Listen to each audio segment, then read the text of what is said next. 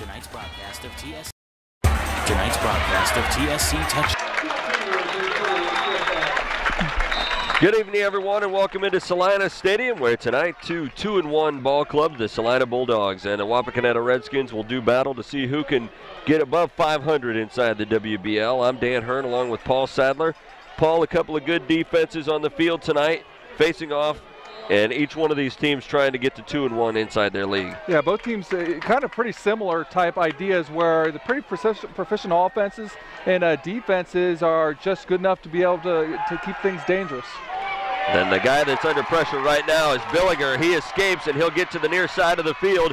He makes things happen as he gets across the 40, and he's going to turn what will look like a tremendous loss into nearly a first down. Yeah, Brandon Bilger did a great job escaping Brandon Miller's attempted sack. Brandon Bilger, very proficient passing the ball, as we'll talk about as the game goes on. He's also can hurt you with his legs, as we've seen. He's actually over 100 yards already on the ground for the season. And Bilger comes into this ball game having thrown for 751 yards on the season. He comes out with a 5-receiver package here and looks to the sideline for the play. That carry by Bilger was good for a first down, so he's back to pass on 1st and 10 and fires it over to the far sideline where it's caught. And escaping for what looks like another first down is Colin Byer. Yeah, and we're going to have to stay on our toes here as announcers because Celina does a tremendous job in spreading the ball out. Colin Byer is one of their 3 receivers that have 10 or more catches, plus they have 2 more that have 7 catches. Talked to the coach earlier. That's something that they track, just touches of their receivers. Bilger rolls out to the near side. Under some pressure, he's going to tuck it and run. He's across the 40 and brought down as he gets down to the 37-yard line. A gain of about 5 on the play.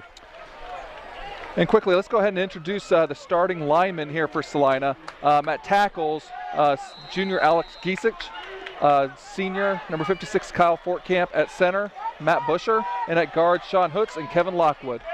Bilger will work out of the shotgun again. He has a back on his left hip, 2 receivers out to the right side, and it's lineman up the middle. He'll go inside the 35-yard line down to about the 32. Looks like the ball came loose, and we'll see. Wapak is saying that they have it. And that is the indication, so a big turnaround, and we talked about how important these defenses were going to be tonight, Paul, and the first big defensive play of the night comes for Wapak. Yeah, coming into the game, Wapak actually is tied for the lead in plus-minus turnover ratio. Thomas Shaneline with the turnover on the fumble recovery right there. Zach Hembry with the big fumble for Celina and a key early turnover in favor of the Redskins. So Gibson will bring the Redskin offense out onto the field for the first time tonight. This is a team that comes in averaging 405 yards a game offensively. And the handoff will go right up the middle and not a lot there on the first down carry. Okay, let's go and meet the starting offensive line for Wapakoneta. At left tackle, number 66, Kyle Gonerman, a junior. Left guard, number 64, Wyatt Harrison, also a junior. A sophomore at center, Will Rankin. Guard, the only senior, Michael Giesich, number 76, and number 72, Jared Carpenter at right tackle. Gibson under center this time. He'll hand it off, and Crawford out of the backfield takes it off the left side. He's got a couple of yards up to the 35. Not a lot there for Johnny Crawford. Yeah, no, as we've seen over the past couple of weeks, Johnny Crawford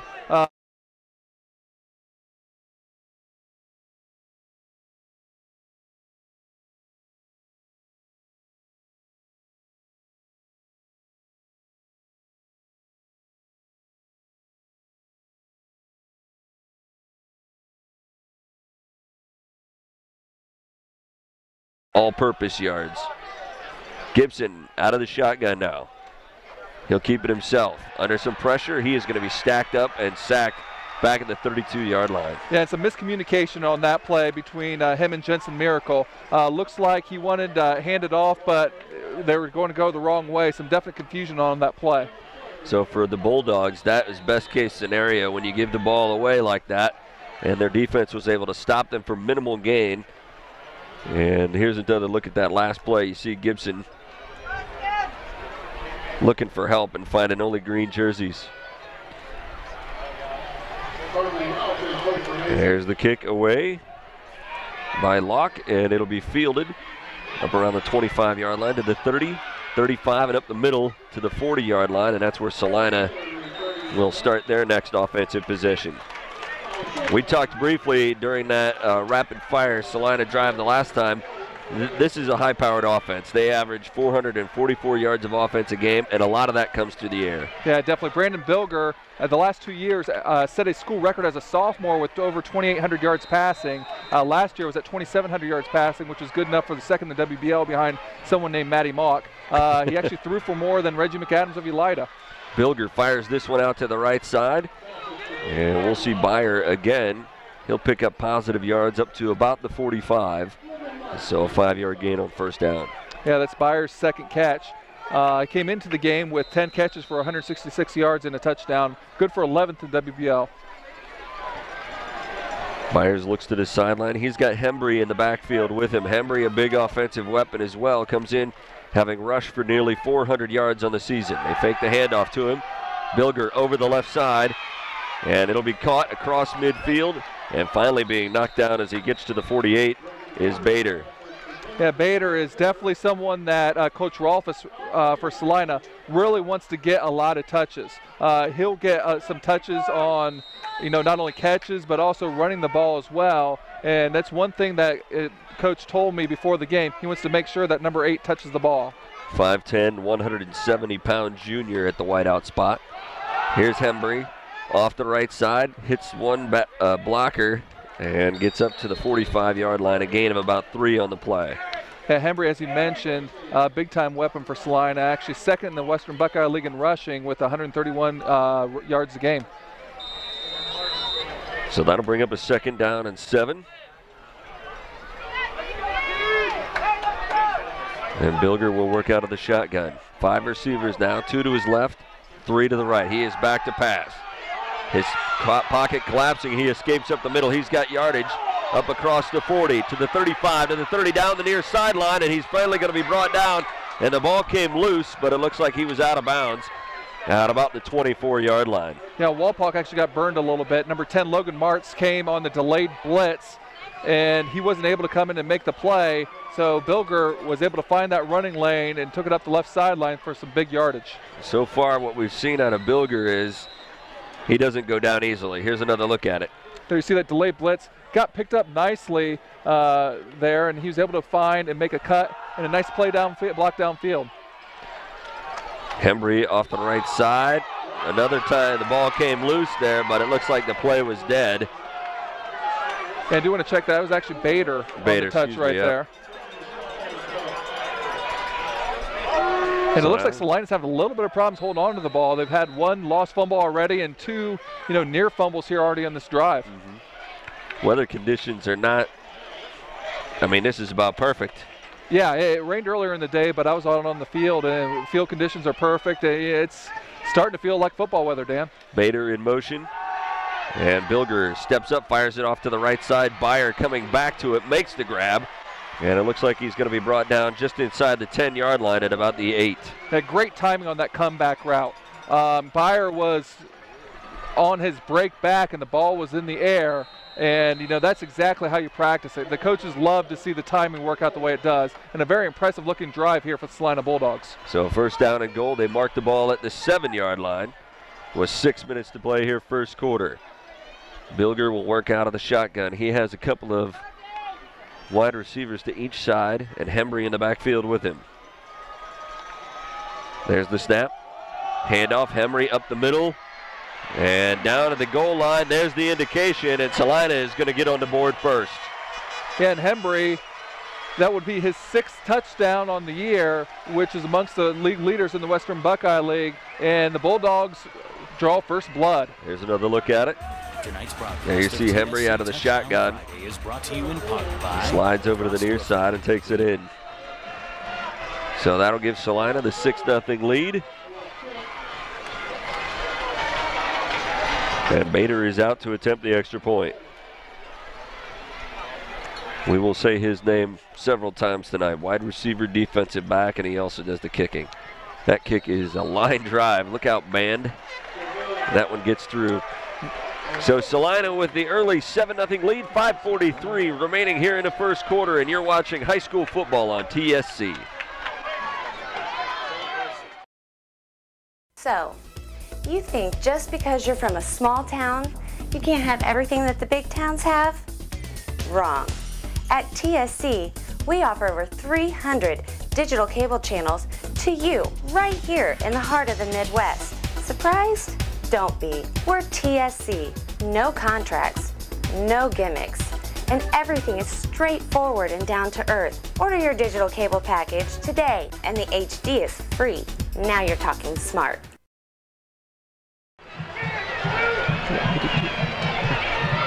Back here at Celina Stadium, the Bulldogs with the early 7-0 lead. And Paul, a pretty impressive drive that they put together there on their second possession. Yeah, a 7-play, 60-yard drive that took 2 minutes and 38 seconds was capped off by Zach Hembry, 7-yard touchdown run to give the home team an early 7-0 lead. So we saw a lot of the ability of Bilger during that drive, both running the ball and throwing the ball. And those dual threat quarterbacks are just always very difficult to defend. Miracle will field it and bring it back upfield for Wapak. He's going to be stopped at about the 24-yard line. Yeah, nice stick there by Celina. Got the home crowd on their feet. Wapakoneta last week versus Bath fell behind 14-0. They got a little bit of a slow start last week too. We'll see if they're able to answer here right away in this game. Yeah, in that strange game with the lightning, and that affected just about everybody in this area. This Celina team was in defiance. There was about 4 minutes to go in the ball game, and they had to suspend that game and come back the next day and play the remaining 4 minutes. Here's Miracle. He's stuck in the backfield, stopped short of the line of scrimmage. He's going to lose a couple on the play. And Celina defense coordinator Trent Temple seems to have his defense very much prepared for this rushing attack of the Wapakoneta Redskins.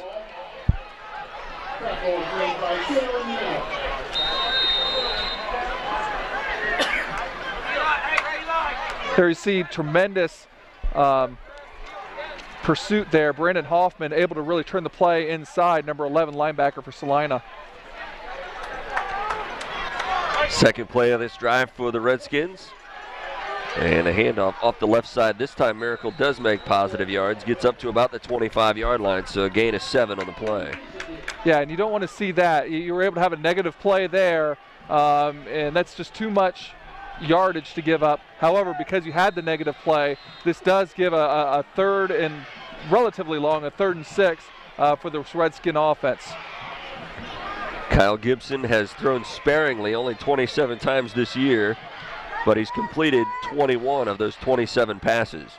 Very efficient game. He rolls out to the near side, looking to run it, and he's stopped short of the line of scrimmage at the 24-yard line, and this Bulldog defense has really come out to play early. Yes, they had. He had Chrysler in the flat early, but Sean Kirk was able to recover and go underneath it, as you might be able to see here at the replay. If he would have threw it right away, he might have had it, but he never was able to sit in the seat and get comfortable. And here's a negative play and leads to a punt. So far, Celina has been hitting on all cylinders. Shortish kick, it'll hit at about the 47-yard line and take a Wapak bounce down to the 42. But again, good starting field position for this Celina defense, or excuse me, Celina offense.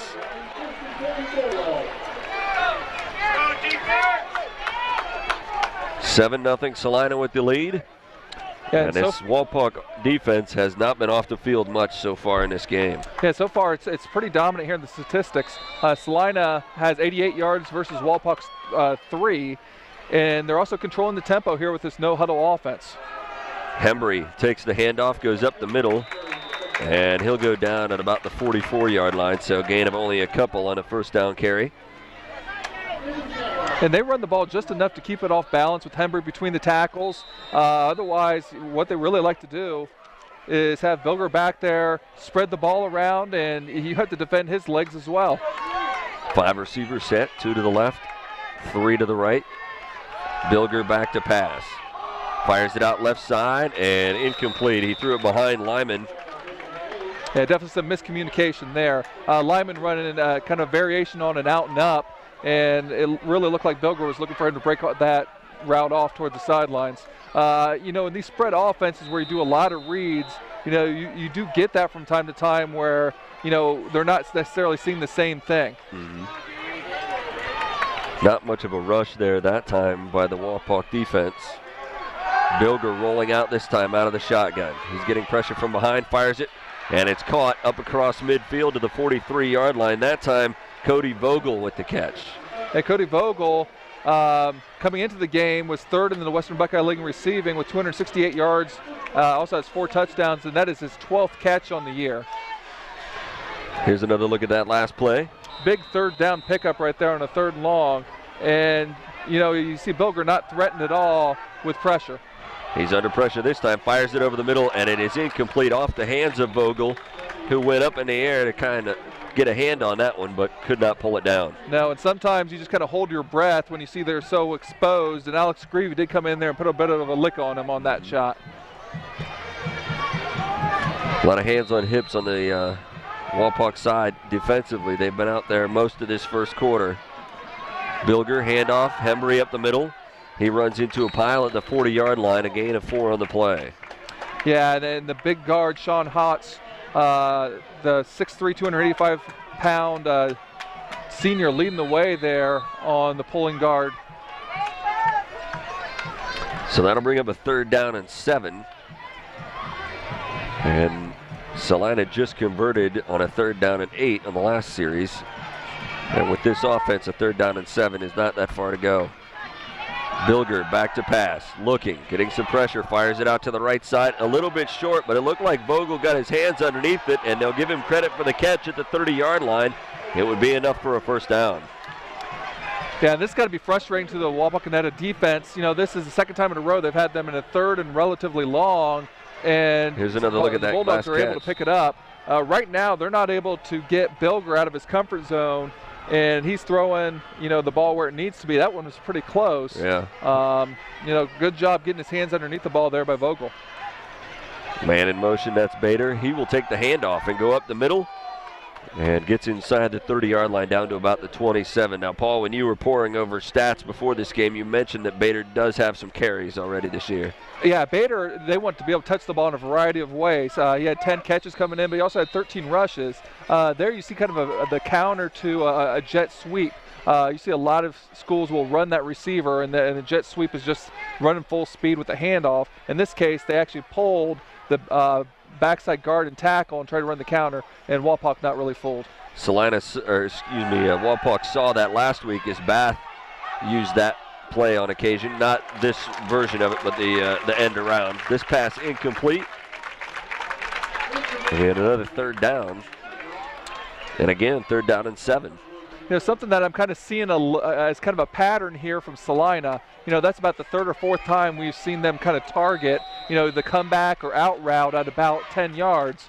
We'll see if Wapak starts to adjust to that, as they may have already on that play. Here's Bilger out of the shotgun. Hembry back there with him. He rolls out to the near side, stops, fires back across the field, and that one incomplete. A little bit low for Vogel, coming back toward the middle of the field. Yeah, kind of a well-designed play, you know, just not executed. Kind of a delayed back slip screen. However, where you are on the field at the 28-yard line, that's definitely 4-down territory. So, you know, Coach Rolfes was definitely thinking, you know, 2 more plays here. Interesting play call there, Paul, because they threw the ball to Vogel at the line of scrimmage. He still had to get 7 yards after making that catch. Bilger looking to the sideline. Although, obviously, they're playing that with the intention of going for it on 4th down. Timeout going to be called by Celina as the play clock was nearing its end. 1:16 left here in the first quarter. Celina up 7-0. You're watching high school football on TSC.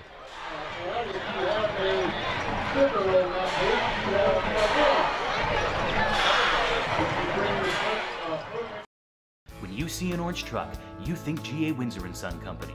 But the next time you see an orange G.A. Windsor & Son truck, we want you to think green.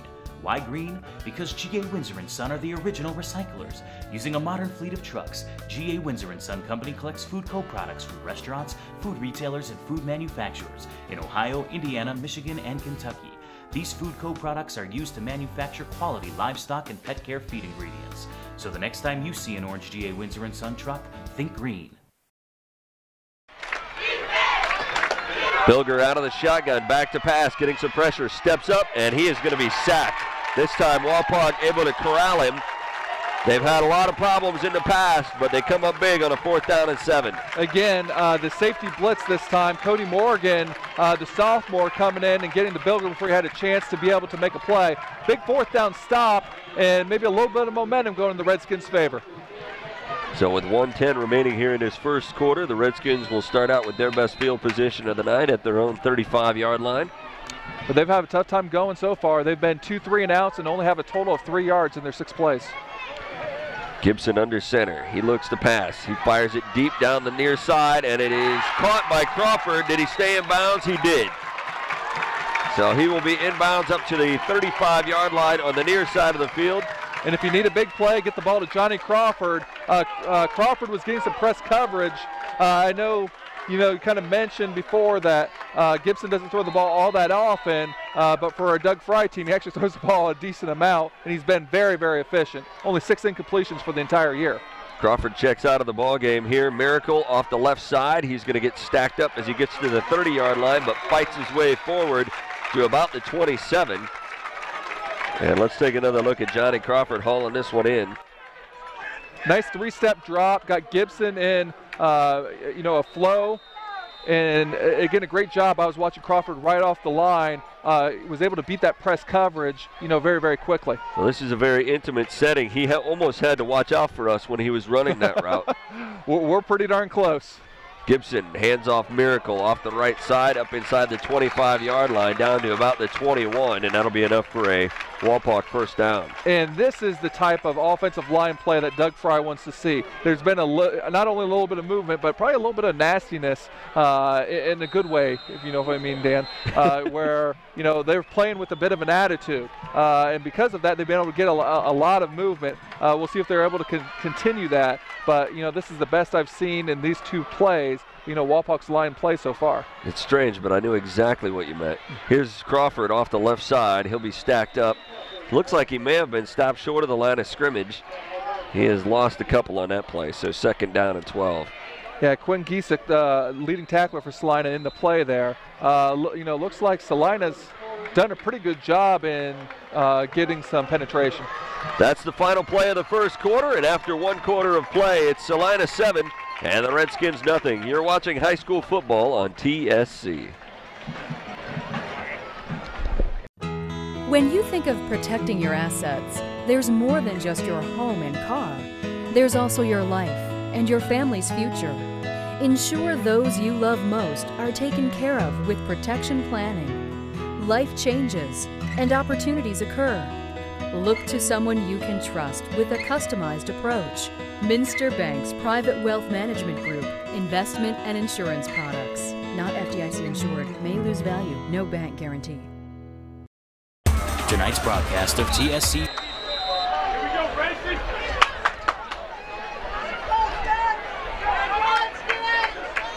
Second quarter of play underway here. And the Redskins with the ball, handoff Miracle off the left side.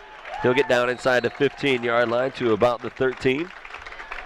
That time, good movement by the junior left side with Gonerman and Harrison, able to get a nice little mush. We did miss an offsides penalty, which did move the ball up a little bit closer. This brings up 3rd and pretty reasonable, about a 3rd and about 2. And that's the kind of 3rd down that the Redskins like to be looking at. Gibson will be under center. Hands it off Miracle, right side. Looks like he should have the 1st down. It'll be close. Looks like he got it up to the 10-yard line. So 1st and goal for the Redskins. And they have put together their first truly effective offensive drive so far tonight. Yeah, after 2 3 and outs to start the game, that long pass to Crawford seemed to get them going a little bit. The line's now starting to get a little bit of movement. It's a 1st and goal situation here for the Redskins. Here's the handoff. Crawford, he gets hit as he gets to the corner of the field, but it looks like he got the corner of the end zone, and he did. Touchdown, Redskins. Nice little wingback counter play right there to the playmaker, Crawford. He does it through catching, does it through returns, and in this case, he does it rushing for the Redskin touchdown. Heingardner will be out to try and put on the extra point and tie this thing up. And not to jinx him, but Heingardner does come into the game 14 of 14. He's perfect for the year. Heingardner, who would be really angry with you if he heard that, set to try the extra point. Kick is up, and it is good. Tied up at 7 with 11:04 remaining here in the half. You are watching high school football on TSC. Are you hungry for some great food? Then come get some at CJ's Pizza. With fantastic prices and amazing food, you can't go wrong no matter what you order. Every Friday night during the football season, stop in and get an 18-inch 2-topping pizza and 20 wings for $25 between 4 and close. CJ's Pizza has 2 locations, the Grandview Plaza in Wapakoneta and on Main Street in Cridersville. CJ's Pizza. Come get some.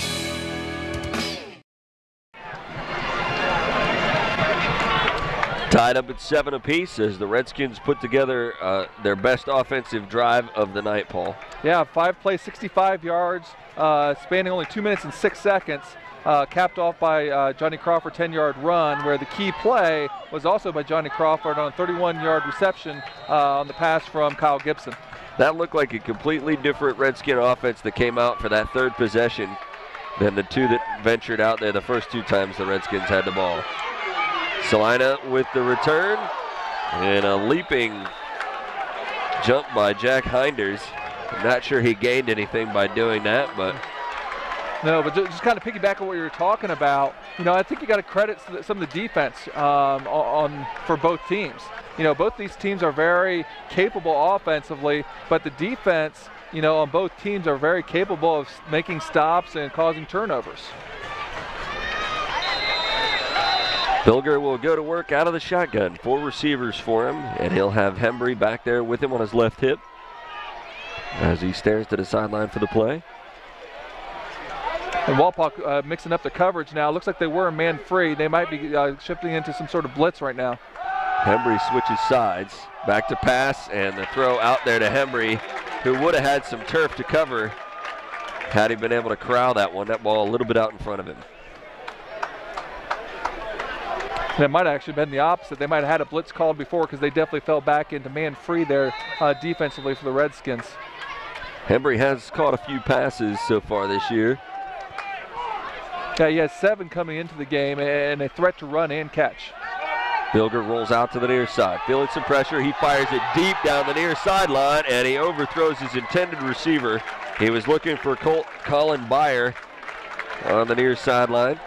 Yeah, and sophomore number 7, Quinn Lotrich there in defense right there. That's the first time we've really seen Celina throw the ball deep. They've been primarily working at about that 10-yard range, and it was just a matter of time before Bilger decided to look deep, especially at times when Walpock's playing some press coverage and bringing the blitz, which they've been mixing in. Bilger will again work out of the shotgun.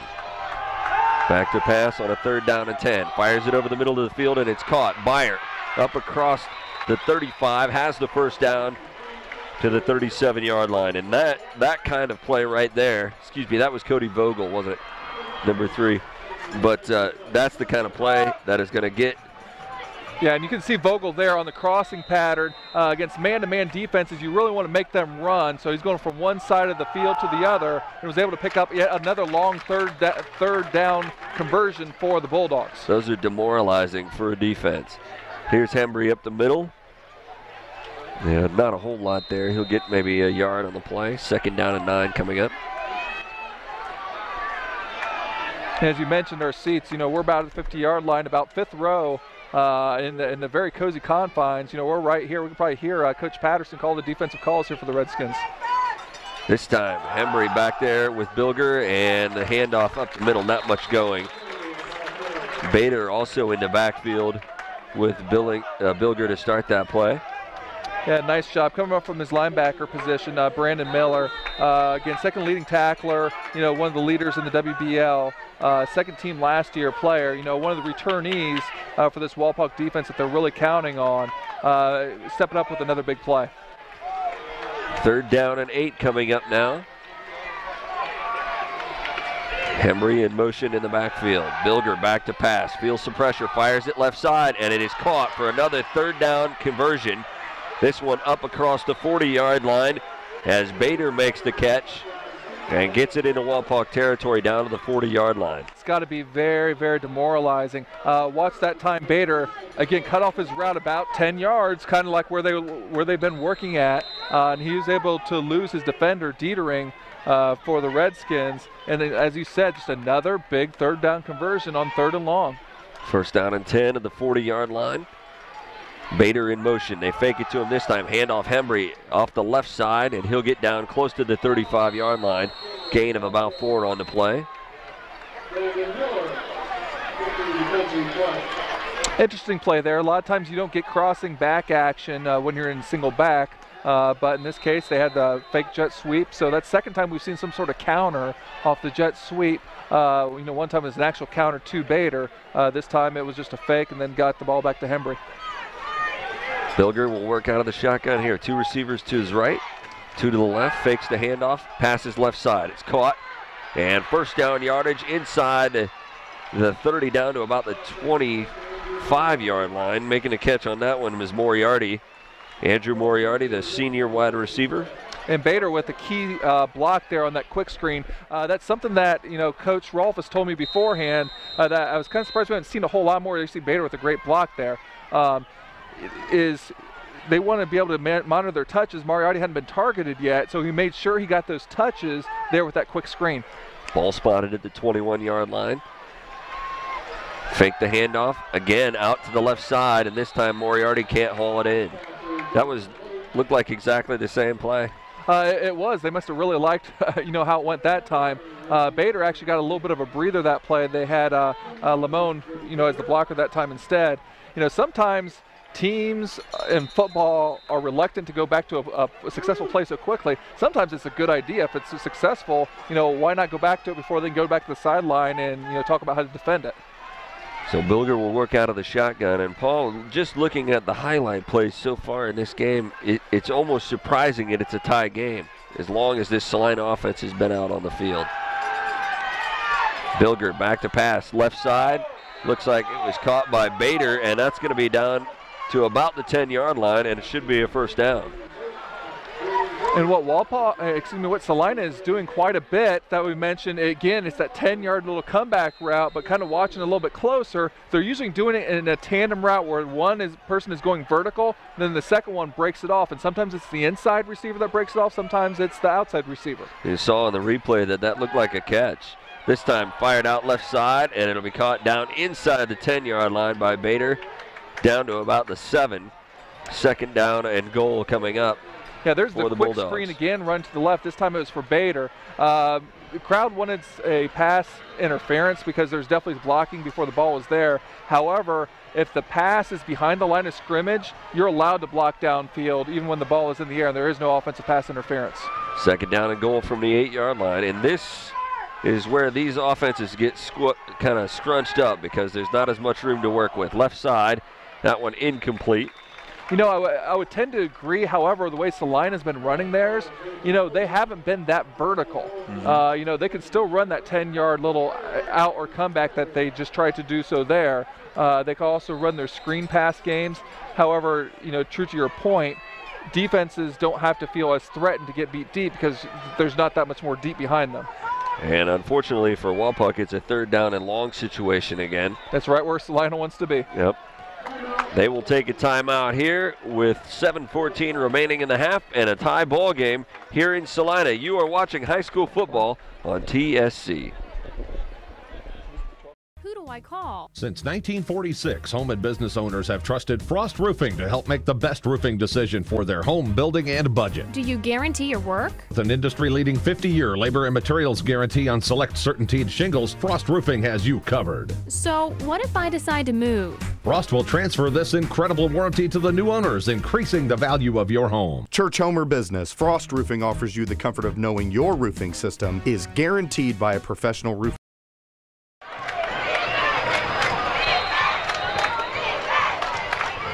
Bulldogs trying to untie this thing. Third down and goal. Billinger rolls out to the near side. Looks like he's going to keep it himself. Aiming for the corner. And he's hit near the goal line. And it looks like he did not get in.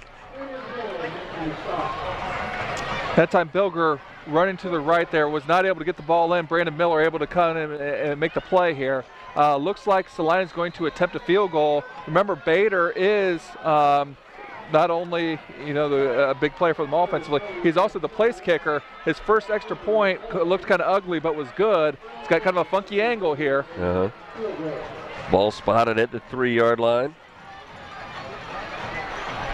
There's the snap. The hold is good. The kick is up. And it is through. Yeah, split the uprights right there. So with 7:14 left here in the half, the Bulldogs put together another scoring drive. They lead now 10-7, and you are watching high school football on TSC.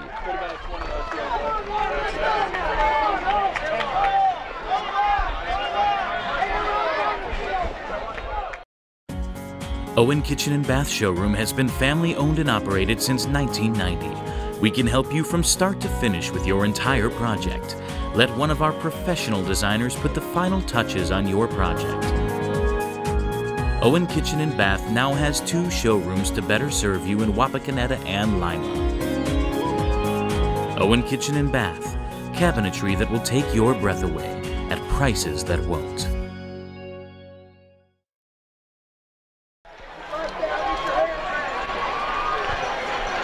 The Bulldogs with the lead with 7:14 left in our half. And Paul, that was a disappointing drive for the Bulldogs from the standpoint that it came up with only 3 points, but they made some big plays on that drive. Yeah, anytime you get points, you can't be that disappointed. 13-play drive, 72 yards, with Berlin Bader making his first field goal of the year, a 20-yarder. Crawford fumbles the kick return, which slows him down a little bit. He'll get back to the 21-yard line, but that'll be the starting point for the Redskin offense here. Yeah, nice tackle there by Jack Hinders for Celina. And maybe more important to those 3 points for Celina on that last drive was that they had that Wapak defense out there for 13 consecutive plays. Oh, definitely. Celina has totally dominated the time of possession in this game. And obviously that's not what Wapak wants. Wapak wants to dominate the time of possession. They want to grind it down so that they can wear you out in the 4th quarter. Here's the handoff. Left side, Miracle finally gets some running room. Still on his feet at the 40. Across midfield. He's going to be hit and finally wrapped up and dropped inside the 40 at the 37-yard line. That off-tackle play, and you don't have big runs without downfield blocking. That time a great downfield block by Joel Hagemeyer was able to really, free him for that long run. Hopefully we can see it right there. Right there, great block there by Hagemeyer. That gave him the extra about 20, 25 yards there. Right. A 42-yard run right there. Most impressive run play for the Redskins tonight. Gibson will work out from under center. Hands it off, going to the right. And still on his feet, fighting for the first down. And getting it is Wendell. And that time that was Wendell in the carry. Exact same play, just going to the other side with a different back with, still very good results for the Redskins. Looking back to answer quickly, and this time if they were able to get the ball in the end zone, they might even take their lead. The ball spotted inside the 25 at the 24-yard line. That's Wendell's first carry of the night, I believe, and there you see it again. And again, it's almost been like all or nothing for Wapak, which is unusual. Usually they like those 4 or 5-yard carries. This time it's been either a loss or, a big-time run. Gibson doesn't like what he sees when he gets to the line of scrimmage, and he'll call a timeout for the Redskins. 6:07 left in the half, 10-7 in favor of Celina. You're watching high school football on TSC. So, you think just because you're from a small town, you can't have everything that the big towns have? Wrong. At TSC, we offer over 300 digital cable channels to you right here in the heart of the Midwest. Surprised? Don't be. We're TSC. No contracts, no gimmicks, and everything is straightforward and down to earth. Order your digital cable package today, and the HD is free. Now you're talking smart. 6:07 left in our half. The Redskins with the ball, first down and 10 at the Celina 24-yard line. They trail 10-7. Gibson called a timeout last time they came to the line. He didn't like what he saw. Crawford will take the handoff here. And he's hit as he gets inside the 23-yard line. And Crawford again trying to get a carry, but nice job kind of strung out there by the Bulldog defense. Braden Bader, doing quite a bit, was able to make the play there defensively. They spotted at the 21-yard line, so it'll bring up a 2nd down and 7. And Gibson will bring him to the line.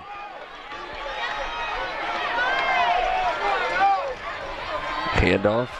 Miracle to the right, spins out of one tackle. He'll fall inside the 20-yard line down to about the 17. It'll be a gain of about 4 more. Yeah, 3rd time they've run that play here on this series. Still okay results, but obviously no near the the large runs that they had on the first 2 plays of this series. But it does bring up a 3rd down and 4, and it's kind of where the Redskin offense likes to be, but especially where they are in this part of the field on the 18-yard line, definitely 4-down territory. So I'll probably look for 2 runs here by the Redskins. Gibson back to pass under all kinds of pressure. He is going to be hit and dropped outside the 30-yard line at the 34-yard line. Andy Garwood on the blitz there for Celina was not fooled as Coach Fry tried to go with the trend breaker there with the play action pass on a third and short. And here they are with that lonesome polecat. And a 4th down and 17 from the 31-yard line. And a whistle and a timeout going to be taken by Celina to try and avoid catastrophe here on this 4th down and 17 play. And a little interesting tidbit with that formation.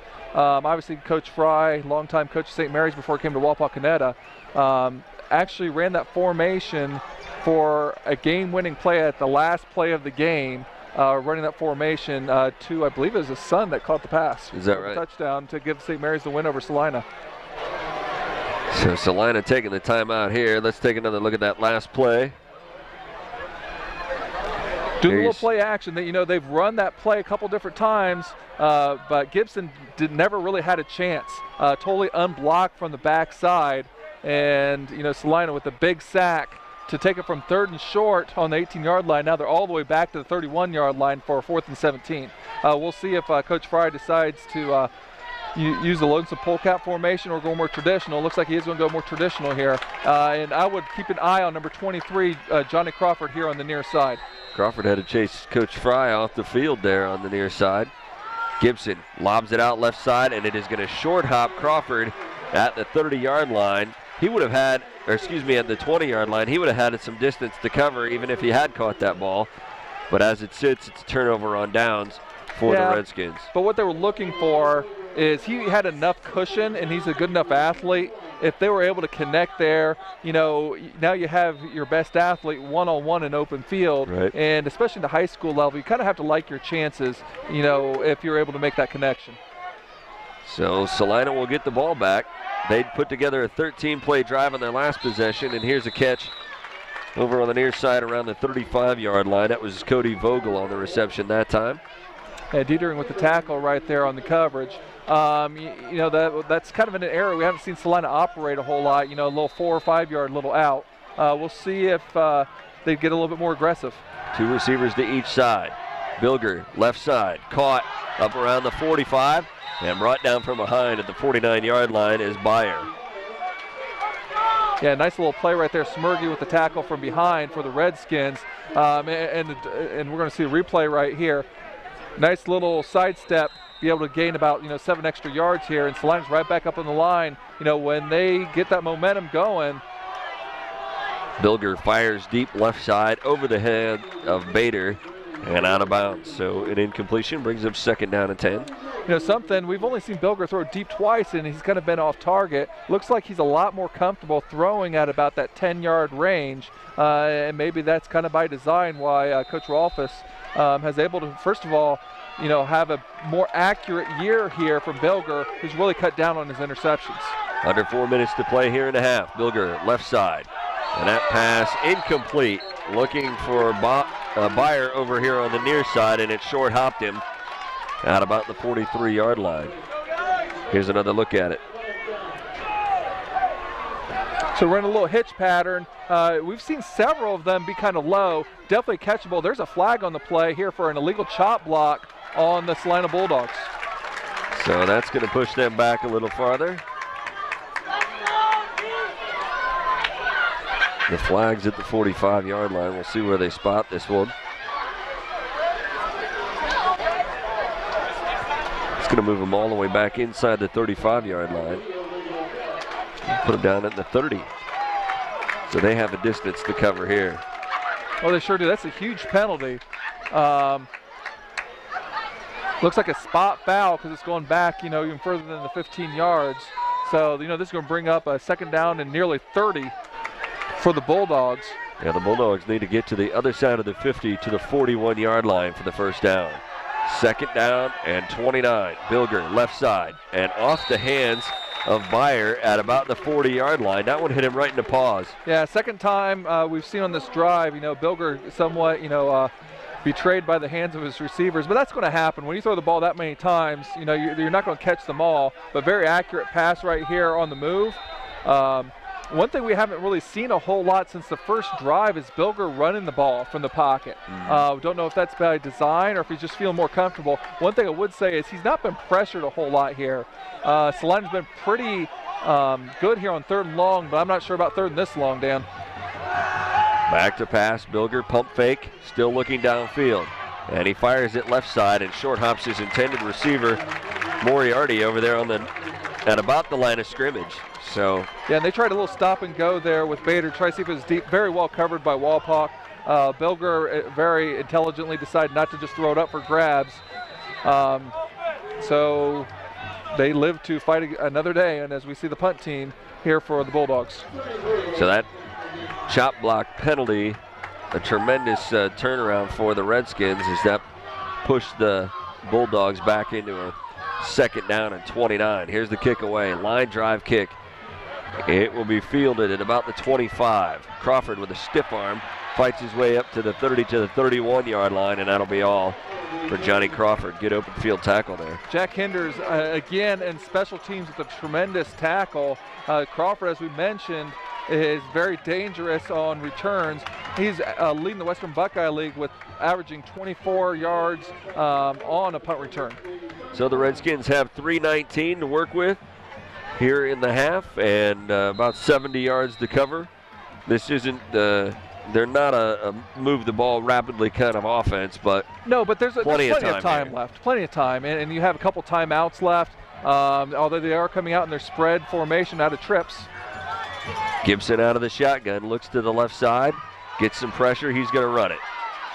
He'll get back to the line of scrimmage, up the far sideline, and out of bounds near the 40-yard line, depending on the spot. Looks like they're going to mark him back at the 36. Hey, Gibson's showing, hey, don't forget about me. I'm also a 3-year starter. I might not throw the ball quite as often as you do, but I can make some plays here with my legs as well. Looks like they were trying to do a little movement off the bubble screen, wasn't there, and he decided to tuck it and run it, and gained about 6 yards. Hegemeyer brings the play in from the sideline. He lines up wide to the near side. Handoff, and it'll be Miracle up the middle. He'll have the first down for the Redskins up to the 44-yard line. There's an off-tackle play. Once again there, to the fullback. It's a really different backfield action because you go opposite where the halfback is, but the halfback loops around, but he doesn't get the football. For whatever reason, it really widens out defenses. Time rolling with 2:50 to play in the half. 3 receivers wide, near side to the left. Gibson lobs it left side. Looking for Crawford, and it's incomplete. Crawford could not shake the coverage along the sideline by Kyle Snyder. Yeah, Snyder was blanketed there on Crawford, but Crawford, again, such a good athlete, and had a size advantage. Sometimes you just want to throw it up there and see if he can make a play. Crawford, very athletic, 6'2", and Snyder only 5'8". 2:41 remaining in the half, and a second down and 10 coming up for the Redskins as Greavy brings the play in from the sideline. They go with the 3 receiver set out here to the near side. Looks like Bulldogs going to blitz. Gibson up the middle of the field and across midfield to the 45 to the 40, upended as he gets inside the 35 to the 32-yard line. perfect play call for that particular defense. Definitely, and the Bulldogs were tipping their hand with the blitz right there. And if you're able to hit that seam and avoid that first line of blitzers, you end up with a big gain like we just got there for the Redskins. Here you have another look at it. Gibson up the middle for the first down and more. He is back to pass. Over the middle looking. And that ball caught by Greavy inside the 20 at about the 15-yard line. Nice touch on that play to Greavy there on the post pattern. Put right where it needs to be. You know, Gibson being very impressive here. Had a 24-yard run right there. Nice pass played there to Greavy. And they're back to the 14-yard line with still over 2 minutes left to go, so still plenty of time. Right. You know, for the Redskins, they can run anything they want here. This play this drive just over a minute old, so they've been very economical time-wise. Left side, Miracle on his feet inside the 10, down to the 5. Nice job there by Wyatt Harrison, the 6'1", 210-pound junior at left guard there for Wapak, leading the way. And getting them closer and closer to that end zone. Looks like they're going to spot that one at the 4-yard line. So a 2nd down and 1 from the 4. Gibson under center. Smurgy left side. And their short yardage back takes it down to the 1-yard line. Yeah, Smurgy has 5 touchdowns on the year. Is their leading ground gainer, although for the year, but he hasn't been playing a whole lot yet this game. You know, and kind of saving himself for defense. But big first down, and they're right on the doorstep. He had 3 touchdowns last week against Bath. The longest run on the day was a 2-yard touchdown dive for Smurgy in that ball game. And you see Wapak definitely kind of slowing down, taking their time right now. They're first and goal on the 1-yard line. They want the clock to tick. They don't want Celina to have, you know, that explosive offense with much time left. Play clock down to 4 seconds as Gibson carries it himself. He'll go forward. No indication yet from the line judges as to whether that's a touchdown. There we have it.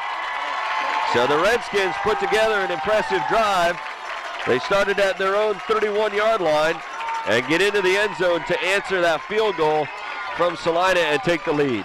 So really, you know, when you feel like the flow of the game and just what you've seen, you almost feel like Celina's been, as you see the touchdown, you know, run there by Gibson, have kind of really controlled the flow, but you look at the scoreboard and, you know, now it's the Wapakoneta Redskins with the lead. Heingardner out there to attempt the extra point. Hold is down, the kick is up, and that one is through. 53 seconds left in our half, and the Redskins take the lead 14-10. You're watching high school football on TSC. Are you hungry for some great food? Then come get some at CJ's Pizza. With fantastic prices and amazing food, you can't go wrong no matter what you order. Every Friday night during the football season, stop in and get an 18-inch 2-topping pizza and 20 wings for $25 between 4 and close. CJ's Pizza has 2 locations, the Grandview Plaza in Wapakoneta and on Main Street in Cridersville. CJ's Pizza. Come get some. 53 seconds left in the half. Heingardner has it teed up, and the Redskins with a 14-10 lead, Paul, as they put together their best drive of the night. 8 plays, 69 yards in 2 minutes and 26 seconds. This time, the senior Kyle Gibson, 3-year starter, stepping up, scored the touchdown with a 1-yard touchdown run, but he also had 2 longer runs, including a 24-yarder and then also an 18-yard pass to Greavy. This kick is going to roll out of bounds on the near side of the field. So the Celina Bulldogs will have decent field position to start this drive with 53 seconds left in the half.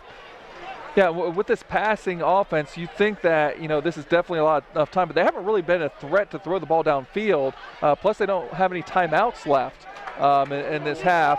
So it'll be interesting to see how they react. I definitely expect Coach Rolfes to be very aggressive in looking to try to score here, but they definitely don't want to do anything dumb and turn the ball over. Right. Bilger out of the shotgun. He has 3 receivers to his left. They hand it off. Hembry off the left side, not much there. Gets back to the line of scrimmage and not a lot more.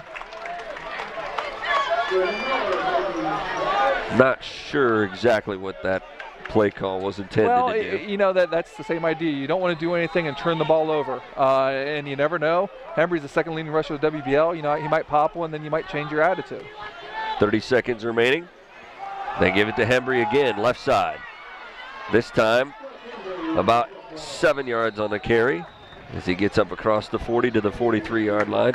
And they're playing it kind of close to the vest here as time ticks away here in the first half. 8 seconds left, and Celina looks like they will be content to go to the locker room trailing by 4. We are at halftime here at Celina Stadium, and the Bulldogs trail the Redskins by a score of 14-10. You're watching high school football on TSC. Who do I call? Since 1946, home and business owners have trusted Frost Roofing to help make the best roofing decision for their home building and budget. Do you guarantee your work? With an industry-leading 50-year labor and materials guarantee on select CertainTeed shingles, Frost Roofing has you covered. So, what if I decide to move? Frost will transfer this incredible warranty to the new owners, increasing the value of your home. Church, home, or business, Frost Roofing offers you the comfort of knowing your roofing system is guaranteed by a professional roofer.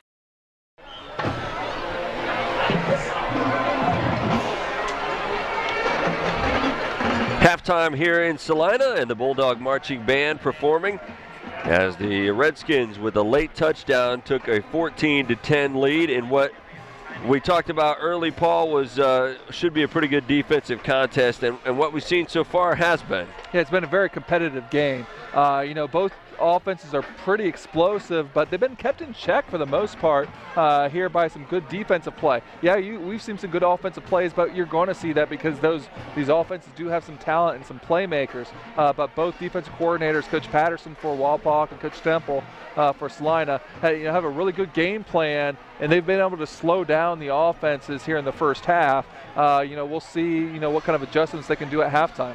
And for the Redskins, they got to be pretty happy that they were still able to get their defense out there as much time as they spent on the field in the first quarter. Yeah, for them offensively, it's been really feast or famine. They've either been 3 and out, or they've had some nice, good-looking long drives.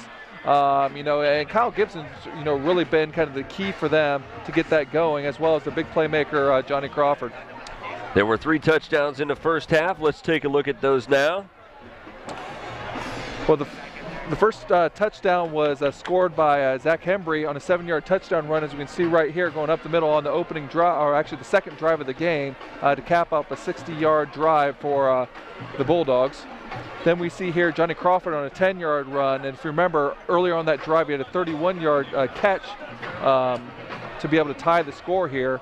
After a field goal made it 10-7 for Celina by Braylon Bader, Kyle Gibson calls his own number to be able to cap off an 8-play, 69-yard drive. Again, he also had 24-yard run on a quarterback draw. That was a key play, as well as an 18-yard pass to Greavy. So the Redskins take the lead at the break, 14-10. And this is a key contest as we look forward to the rest of the WBL schedule, Paul, because whichever team comes out of this game with the loss is going to have 2 conference losses already. Yeah, and definitely. Specifically going into the season, Wapak was one of the teams that they were talking about as championship game contenders. If they would happen to drop this game and go down to 1-2 and still have to play Ottawa, Glandorf, and Kenton, that might be a tough, hill to climb for them. On the other end, Celina coming off a 2-8 season, but having a lot of talent coming back on the offensive side, 7 returning starters. For them, if they were able to pull this game out and go to 3-1 overall and 2-1 in the league, they got to feel pretty good about themselves. Their one loss coming off, a 2-point loss to Ottawa Glandorf, where they nearly overcame a 22-point deficit and just missed a 2-point conversion that could have tied the game in the fourth quarter. Right, and OG is one of those 2 teams at the top of this conference that's 3-0 and 2-0 inside conference play, so they're going to be a contender the rest of the way. Yeah, definitely. All right, we'll be back with the start of the second half. You are watching high school football on TSC.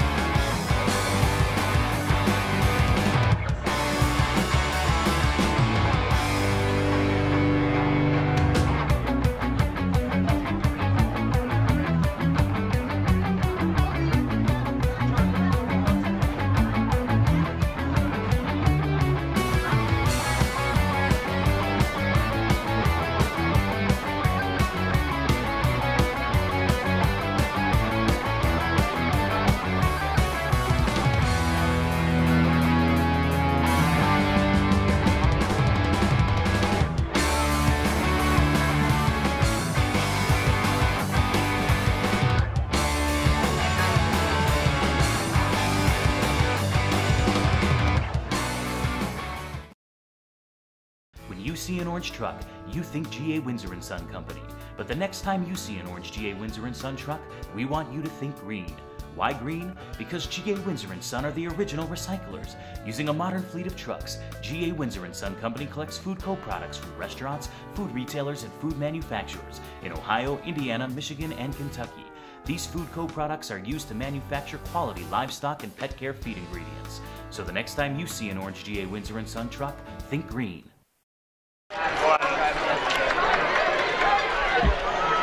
Back here for the start of the second half, the Redskins with a 14-10 lead. They won the toss to start the ball game and deferred to the second half, so they will have an opportunity to add to that 4-point lead here at the start of the second half. I'm Dan Hirn along with Paul Sadler, and the Redskins set to receive it. And the last possession Wapak had, they were able to take the lead for the first time, and they also get to touch the ball the first time here in the second half. Vogel puts the foot into it.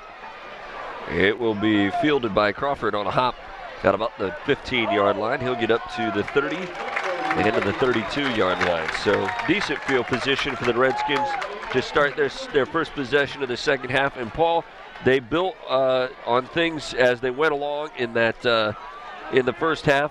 What do they need to do to continue that momentum here in the second half? Well, really, Doug Fry has his team exactly where he wants them. You know, they have the lead and they have the ball, you know, and they've had some success, you know, running the ball. It hasn't been consistent success. You know, Celina's done a pretty good job in the first quarter, you know, and getting some penetration, but the line needs to continue to get some movement like they did in that second quarter. Miracle with a nice run to start this drive, gets up around the 40-yard line. It'll be a gain of almost 8 on a first down carry. And I'm not sure if we'll get that replay or not, but you know, this is the play, off-tackle play to the fullback that they have a lot of success with. You know, it was their bread and butter play last few years with Connor Pickens. This time, Jensen Miracle starting to experience, you know, some of the positive aspects of that play. Gibson under center. Handoff. Miracle again. Up the middle. No, excuse me, that's Smirgy. On the short yardage play, gets up across the 45 to the 47-yard line, and a first down for the Redskins. Yeah, this time, you know, you might think that's the same play, but it's not. The halfback is actually play side on that one. That's just a lead, base lead play with the halfback leading up, in which Smirgy decided to break that off inside a little bit. Good gain here for, you know, the first down for the Redskins. First down and 10 at their own 47-yard line. Gibson will bring him to the line of scrimmage. He has one wide out to the far side of the field. And the handoff to Miracle. The up back goes across midfield into Celina territory to the 48-yard line. Gain on the play of about 4. And this isn't what Celina wants to see at all. You know, this time, you know, 3 positive plays by the Redskins. And in this case, you know, Giesek, the leading scorer, you know, allowing the Redskin defender or running back to be able to get, you know, an extra couple yards to get good yardage on first down, making it 2nd and 5. So Gibson will be under center again. And the lone wide out to the far side is Hegemeyer. Handoff Miracle on the inside, and he'll pick up what should be a first down across the 45 down to the 42-yard line. Looks like they're marking at the 43, so it'll be right at the stick. Yeah, definitely everything they want. Looks like Coach Fry is going to send in Smirgy in here. Wouldn't be surprised to see his number called on this one. He has been their short yardage guy. And on a 3rd down and 1, he will be behind Gibson along with Wendell. And the handoff to Wendell off the left side. He got rid of that one just in time. Yeah, that's a straight dive play from the halfback. Kind of a traditional wing T play where he's just going to go a million mile an hour, and the quarterback needs to get the ball to him just as soon as he can. You can see right there, you know, just it's a base blocking, you know, very quick hitting type play. Enough for the first down to the 41-yard line. So this drive starts off very positive for the Redskins. Gibson, handoff Miracle, right side, gets maybe a yard up to the 40. Yeah, real nice play there by Skylar McCarter. You know, one of the ways that you can kind of stop that off-tackle play to the fullback is really coming in with those outside linebackers. Cody Morgan checks into the ball game, brings the play in from the sideline.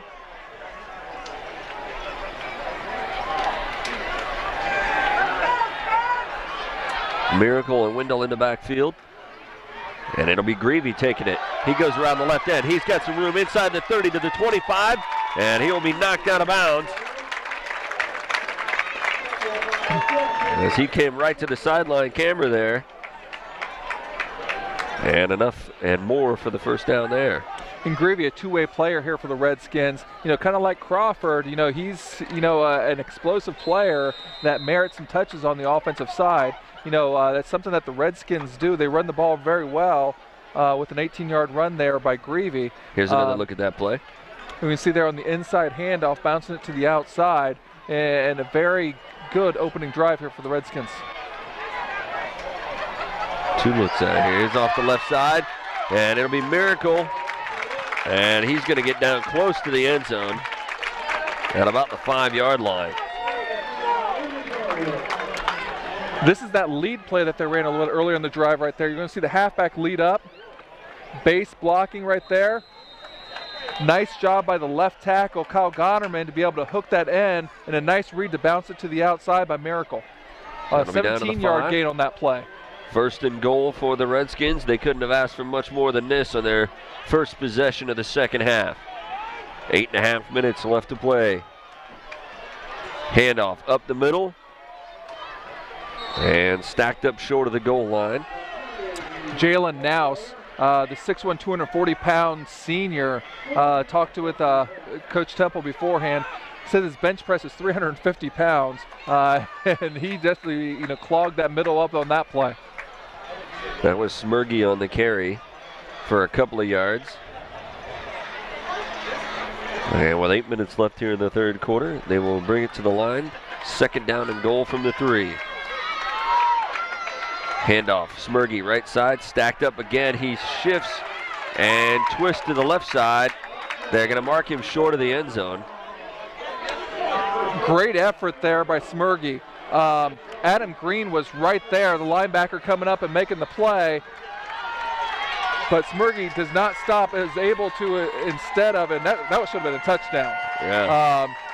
Instead of, you know, being stopped right at the line, he gets marked down right at the goal line. But as you can see from our non-binding instant replay, it should have been a touchdown, but brings up third and very, very short. Good look at that play. Here's Gibson again, and he'll take it in from 1 yard out. His second touchdown dive of the night, and that will push the lead for the Redskins out to 10.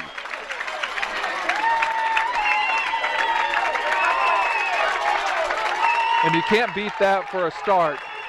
You know, a very somewhat methodical drive, nearly 5 minutes long, 4 minutes and 40 seconds, 69 yards, all on the ground for the Redskins, and now they're up by 2 scores. Heingardner in to attempt the extra point.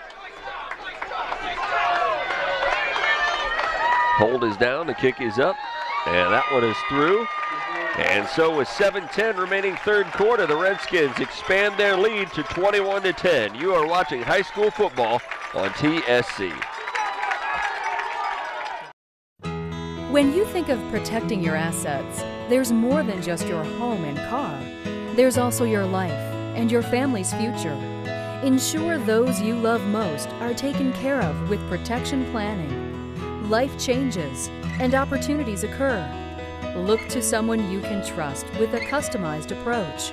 Minster Bank's Private Wealth Management Group, investment and insurance products. Not FDIC insured, may lose value, no bank guarantee.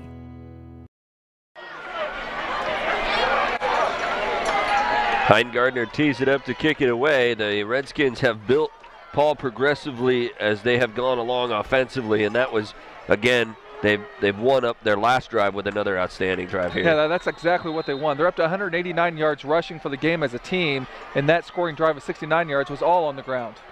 Squib kick here, scooped up and back across the 35 up to about the 37-yard line. And great starting field position for this Bulldog offense. And it's obviously not panic time. You're down 2 scores in the second half, but you know there's plenty of game left to be played. However, you have had some momentum kind of taken away from you over the course of this game, and you definitely want to start to earn some of that momentum back, starting with this drive. And the Bulldogs have put together a couple of drives that haven't amounted to a whole lot points-wise. Here's a deep ball down the left sideline, and incomplete. That pass was intended for Colin Byer, and he went completely out of our view. Yes, he did, and he got into a cameraman's view. You know, and sometimes you got that extra defender. They're very tight confines here. You know, the sidelines, you know, are only about 7 feet long. Again, Bilger has yet to connect on a deep pass, and you can see he's just not able to kind of step into it. Although that was although not an easy catch, but a very catchable ball. I think that was Justin, our cameraman down there, that just did avoid that play. Bilger left side, and that one is caught on the far sideline around the 41-yard line. Hauling that one in was Moriarty. Yeah, great pitch and catch right there. Second time in a row we've seen Celina go a little bit deep, this time on the flag pattern, and pretty good coverage right here. You know, this time he's able to step into the throw, you know, get a little bit of accuracy on it. We didn't get to see it, but obviously a very well-connected pass. Left side, this one caught, and up around the 35-yard line. That's Moriarty again. And he's had some success on that particular play. And it seems like when they run that, you know, they always run it to the left-hand side, which, you know, especially in high school football, you know, for a right-handed quarterback, it is a much easier throw for them to be able to make. So the gain on the play was 5. Second down and 5 coming up. 5 receivers set, 3 to the right, 2 to the left. Bilger back to pass, lobs it left side, and it's caught. Hit immediately after making that catch. I think that was Bader, and it was. And I'm pretty sure that was Smirgy who ran into him. A very great play by one of the leading defenders for the Redskins. You know, trying to run the slip screen. You know, quite frankly, you know, for this to be legal, it's supposed to be thrown behind the line of scrimmage with the lineman downfield. Bader was downfield, so that, you know, the officials kind of getting a little bit of leeway on that play. Smirgy doing a good job of fighting through that block, and now a flag comes down after that catch is made by Moriarty on the far sideline. We'll see what the flag's about. It would be a first down if the play stands. And I'm pretty sure it's a face mask judging by the Celina bench. So you're right. Yeah, it does look that way. And not just some players, but there's immediate reaction by the coaching staff. But yeah, sometimes you can't trust you know, the freshman with the helmet off, you know, to make the right call. But in this case, he was right.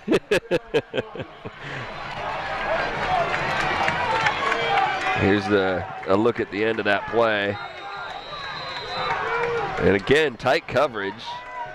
Well, the flag was right. I mean, the official was right there. But Bilger is a much better quarterback when he's able to step in and deliver. And I'm not sure if he doesn't have the arm strength when it throws deep, but he doesn't step into those long passes. He gets a lot of pressure, and he floats this one up there. It's going to be incomplete, but a flag comes down on the far side of the field. But you're right, that one was a floater.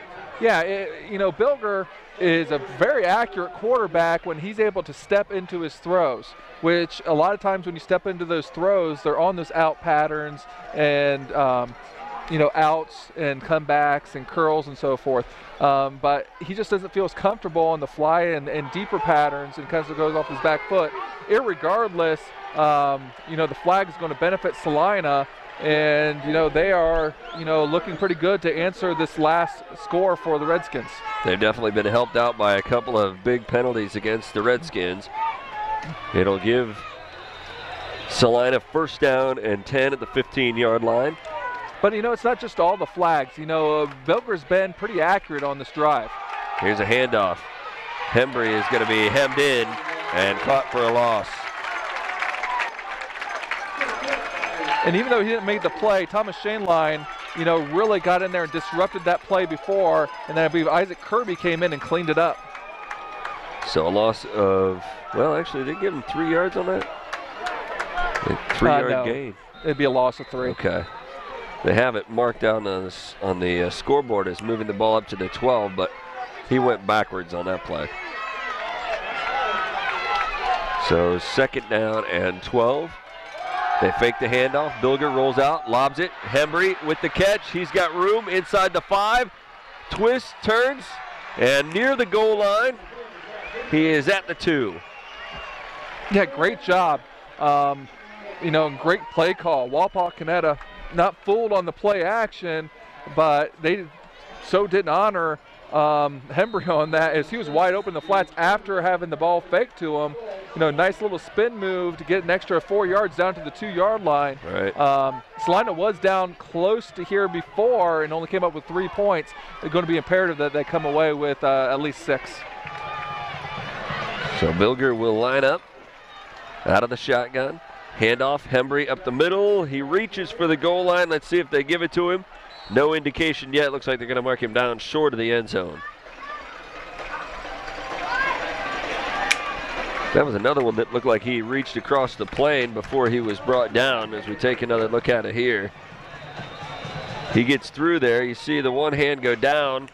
It's pretty close. When your elbow is down, you are down. It doesn't matter if your knees are down, if your elbow touches. Pretty close. So a second down and goal. Hembry again. This one he goes in untouched. Yeah, great job by that right side of the offensive line bar, Celina, to be able to push the ball in, and a big answer touchdown for the Bulldogs. So 21-16 following that score by Hembry. And it'll be Bader out to attempt the extra point. Out of the hold of Jack Hinders.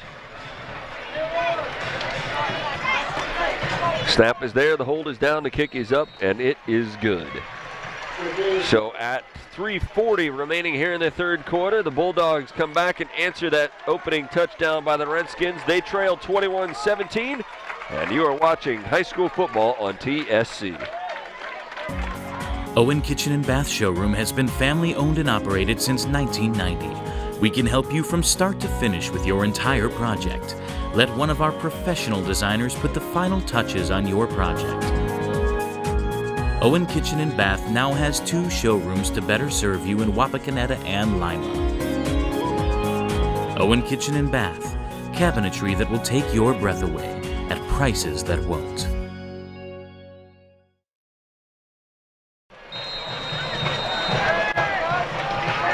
The Redskins opened the second half with a touchdown to make it 21-10, but the Bulldogs answer right back with a touchdown of their own. And as the Bulldogs kick it away and Crawford brings it back across the 35 to the 37, it's a 21-17 lead for the Redskins.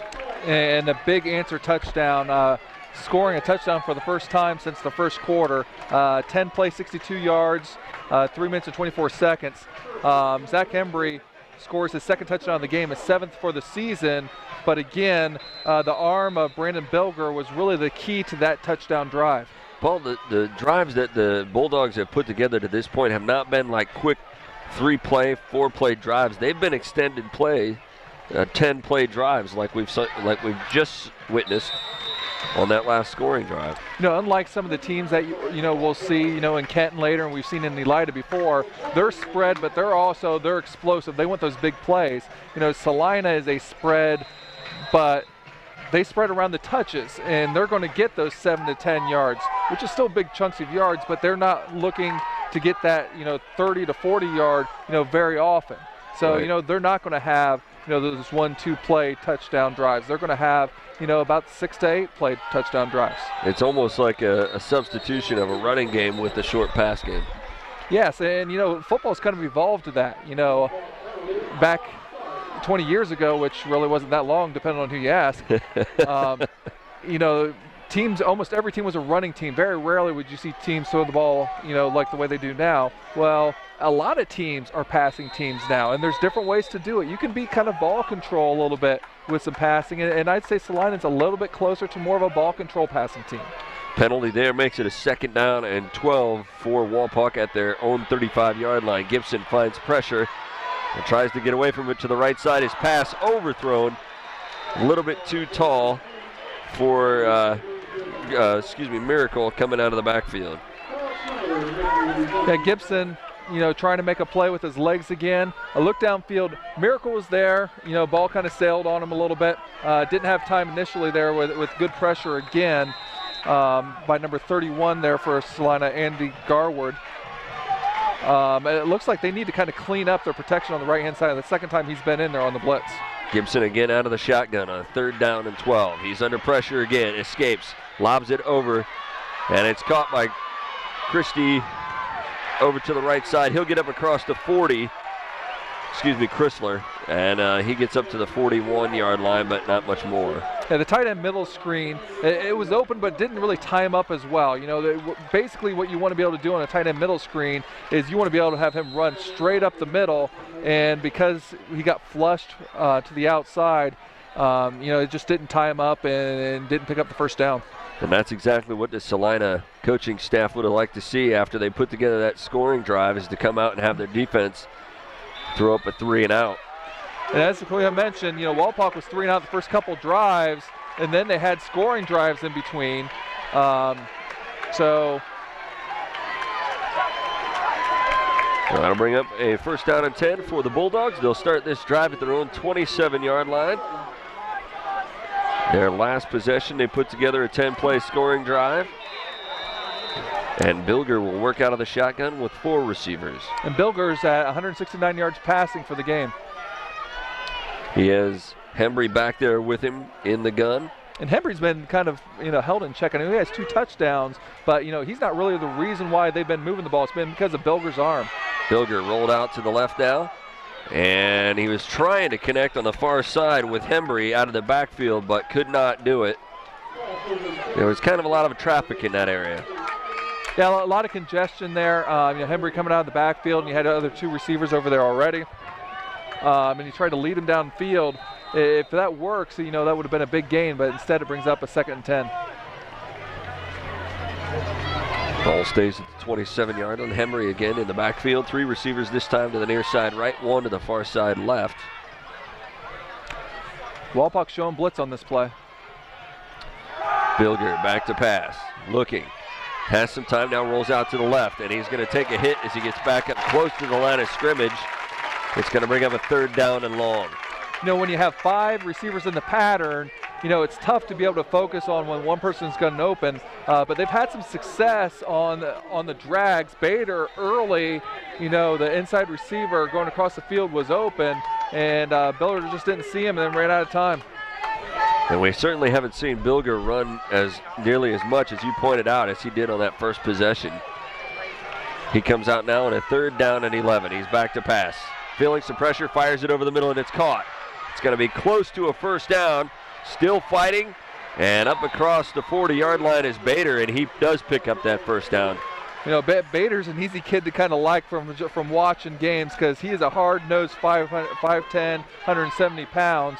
You know, again, a 3rd and long that Celina's picked up, although it's been a while since they picked up a 3rd and long.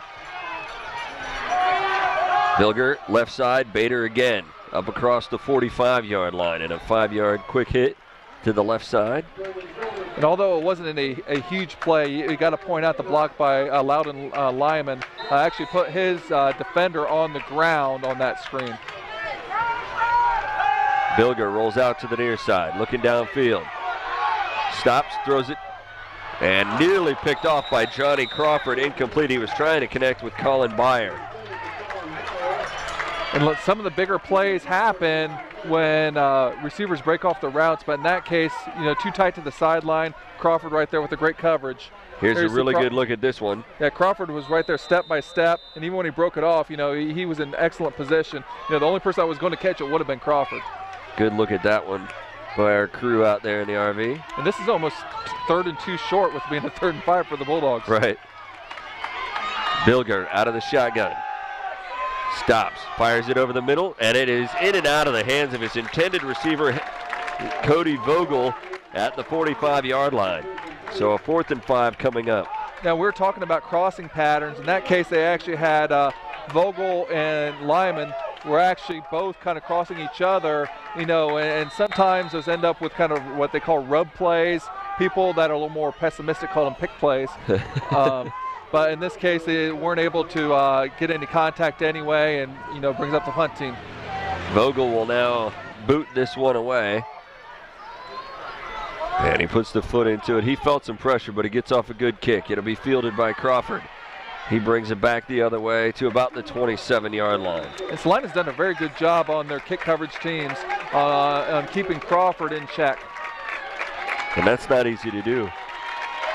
Johnny Crawford has been explosive in the kick return game all year. In the third quarter, almost gone now. 11 seconds remaining here as the Redskins will get one more crack at it. You know, both teams kind of mirrored each other. You know, both scored and then both got stopped. We'll see what happens on the third possession of this half here for the Redskins. First down and 10 from their own 28-yard line. Gibson working out from under center. Takes the snap. And the handoff comes to the near side. Not much there for Greavy as he gets hit at the 30-yard line. Gain of a couple on the play. And that will be it for the third quarter. After 3 quarters of play here in Celina, it's the Redskins 21 and the Bulldogs 17. You are watching high school football on TSC. So, you think just because you're from a small town, you can't have everything that the big towns have? Wrong. At TSC, we offer over 300 digital cable channels to you right here in the heart of the Midwest. Surprised? Don't be. We're TSC. No contracts, no gimmicks, and everything is straightforward and down to earth. Order your digital cable package today, and the HD is free. Now you're talking smart.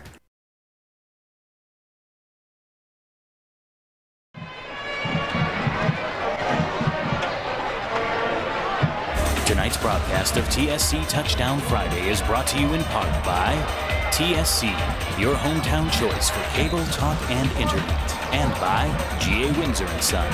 When you see an orange truck, think green. Back here for the start of the final frame, 21-17, the Redskins with the lead, and 12 minutes to play in this one.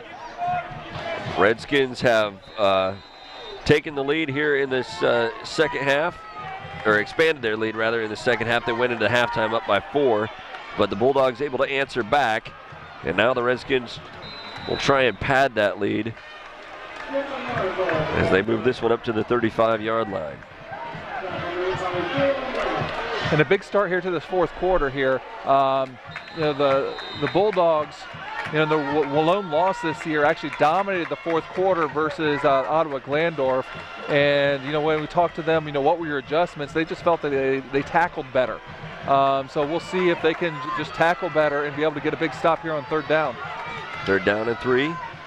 There's good penetration by the Bulldog defense. Smergy going off the right side is going to come up to the 35-yard line. And that's the line of scrimmage, not much more. And so Skylar McCarter, again, getting his nose dirty, the 5'9", 165-pound junior for Celina. And that's going to bring on the punt team again. And Cameron Locke, the 4th time this game, the freshman, on to punt. So big stop there for the Bulldog defense,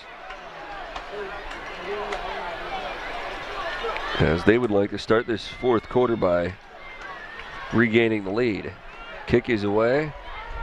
It will hit, and Bader is going to let it roll. It's going to take a Redskin bounce down to about the 21-yard line. So good punt for Locke. And now the Bulldog offense back out on the field. And just an excellent game right here, and a tremendous atmosphere. You know, this, if you've never been to Celina, it's a very intimate experience. You know, you got seating basically around, you know, all but the one end zone. Where the pine trees are. Yeah, where the trees are, which, you know, get a nice tight look. You have the band in the other end zone, you have the student body in the other end zone, and Celina has a really nice crowd here. Bilger will work out of the shotgun here on first down. And he gets all kinds of time. Fires it out to the right, and it's off the hands of Hembry, who had some room to run over there on the far sideline. Oh, he would have been off to the races if he was able to kind of pull that one in. Looks like they were trying to, you know, work some sort of screen, and then when that wasn't there, they had the option to look at Hembry deep.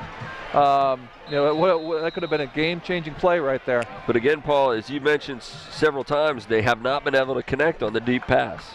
No, but that was an excellent opportunity. That was a very well-thrown ball that he threw, that he stepped into. It looked really good and comfortable. Back to pass again this time. Fires it over to the near side, and it is caught, wrestled down around the 20-yard line.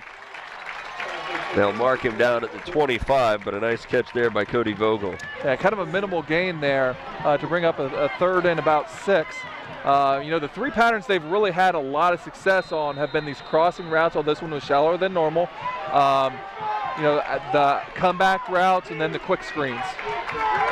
So they spot at the 25-yard line. Bilger rolling out to the far side of the field. Fires it toward the sideline where it's caught and run out of bounds is Byer after picking up the first down. Okay, so on a 3rd and 6, about 8-yard out pattern, you know, comes up big once again for the Bulldogs and moves the chains. Well, I'd like to see the 3rd down conversion percentage for the Bulldogs tonight because they have been almost automatic on 3rd down. Unofficially, we have them down for 6 for 10. And then almost all those 6 have to be like about 7 yards or more. Right. Bilger back to pass. Fires it right side, caught about midfield and brought down as it gets to the 46-yard line is Vogel. And that's the best looking deep pass that we've seen from Bilger. There was a tight little window that he could kind of put that in there. Vogel, you know, that takes some courage to go up there in that kind of traffic, knowing you're probably going to get hit by that free safety. And Greavy was right there. Decent coverage, just a really nice pass and catch. And again, they're spreading the ball around because a lot of different guys are touching these. Bilger out of the shotgun. He feels pressure. Fires it right side. Caught. Hembry shakes off one tackler. Moves back toward the middle of the field and is brought down as he gets inside the 35 to the 33-yard line. And both teams are, you know, receivers are doing a great job in blocking. Cody Vogel with the key block right there to keep that to allow that to be a first down catch. Ball at the 34-yard line on the Redskins side of the field. Bilger working out of the shotgun, looks to the sideline for the play. It's a 4-receiver set with 2 to each side. And Hembry in the backfield on his right hip. Has time. Fires it left side. Caught by Bader. Inside the 20. Down the near sideline. He'll be brought down as he gets to the 15, and we see a rag at the 20-yard line. And I think they're probably going to call that as a horse collar type tackle. We'll see if that is indeed the call or not. Bader showing some athleticism, a little dink inside, then busts outside for the catch and run. He's able to get some separation from Morgan. It looked like he had a handful of jersey, but I don't know. And no, it's actually going to be on the Bulldogs. So that will negate a pretty lengthy gain. But it is a spot foul, so it's going to take most of the gain, you know, into consideration. But obviously, it's not going to be as good field position as they originally thought. Well, they started that play at the 34-yard line. They'll mark it down at the 26. So still an 8-yard gain on the play. Brings up that normal 1st and 2. You see those all the time. You know, coaches try to prepare for a lot of things. 1st and 2 is not one I'm pretty willing to bet that you practice. Right. 3 receivers set this time. Bilger, right side. Caught. Byer, and another flag comes down as Byer goes out to the right side. He'll go out of bounds somewhere near the 10-yard line, but I think this one's going to come back as well. Yeah, they're going to get Cody Vogel for the hold, and that's going to be 2 holding calls in a row on the Bulldogs.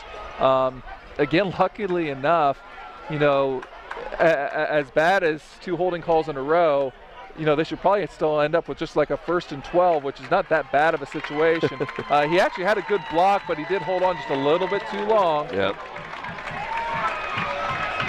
And no, again, because it's a spot foul, it's not even going to be 1st and 10. It's going to be 1st and about 5 or 6.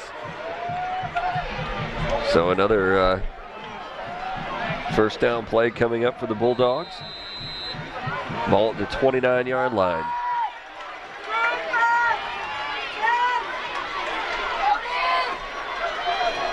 Bilger puts Hembry to his right side. They fake the handoff, lob to the right. Byer caught for the first down, and he'll go out of bounds after picking up that first down after a 7-yard gain. Yeah, missed initial tackle, then, you know, for the 3rd first down in a row, which would have picked up the first down. They finally do pick up that first down. Nice play fake there. But Dietering had him dead to rights there before the first down. So good individual play to move the chains for the Bulldogs. Lottridge did a good job of reaching around the blocker to get a hand on him. Bilger again feels pressure. This time he's going to run it himself. He's got positive yards, and he'll pick up about 5 or 6 on the play. He gets inside the 20. Yeah, we haven't seen Bilger really hurt them with the Redskins with his legs recently, but obviously very capable. In that case, Thomas Shainline, the sophomore defensive tackle, wasn't able to keep his contain on that play, and Bilger hurt him. They spot that ball at the 16-yard line, so it'll be a gain of 7 on the play. Bilger puts Bader in motion. Handoff, Bader up the left side, and he should be close to picking up the first down. We'll see where they spot it. The Redskins really swarmed to the ball right that time. That's the second time they've run that play. Haven't been fooled either time. It does bring up a 3rd and short. Bader looks like he's limping a little bit after that play. And he's coming off. We haven't seen a whole lot of personnel changes for Celina, but we see some changes, including some linemen. They bring in big Wapakoneta, 6'3", 280 pounds on the right-hand side.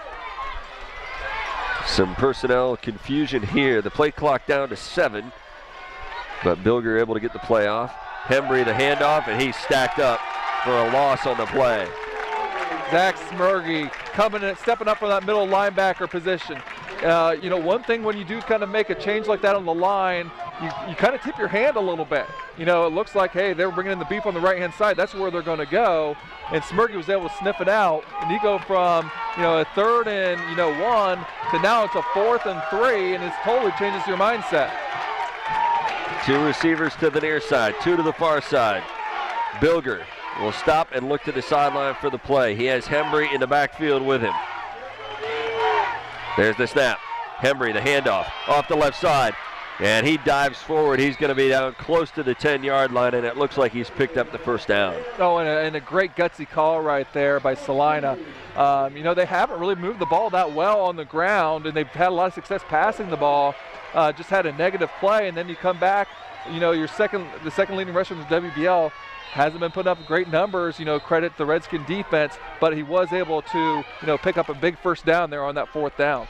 Yeah, opponents coming into this game have rushed for 139 yards on average against this Wapak defense, but they've done a good job of shutting down the run tonight. Here's Hembry again, this time off the left side, gets inside the 10 down to about the 7. And that might not look like much, but that was a touchdown saving tackle by Smergy. That was an excellent blocked play at the point of attack by Celina. And if Smergy doesn't come and make that play, Celina would have went in and took the lead. They'll actually spot the ball at the 8-yard line, so 2nd down and 6 from the 8. 6 minutes to play in this game. And the Bulldogs threatening to take the lead. Bilger takes the snap, fakes the handoff, lobs left side. It's caught and dropped. Still loose on the ground. Still loose. Getting kicked all over the place and finally covered by Wapakoneta at the 18-yard line, but it looks like they're going to wave it off that it was not a catch.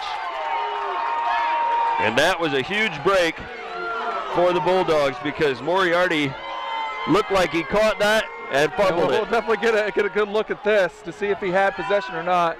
I'm not sure that he took 2 steps. I think he caught the ball and made a football play, but that we'll go with the officials' call on that, and it brings up a 3rd down.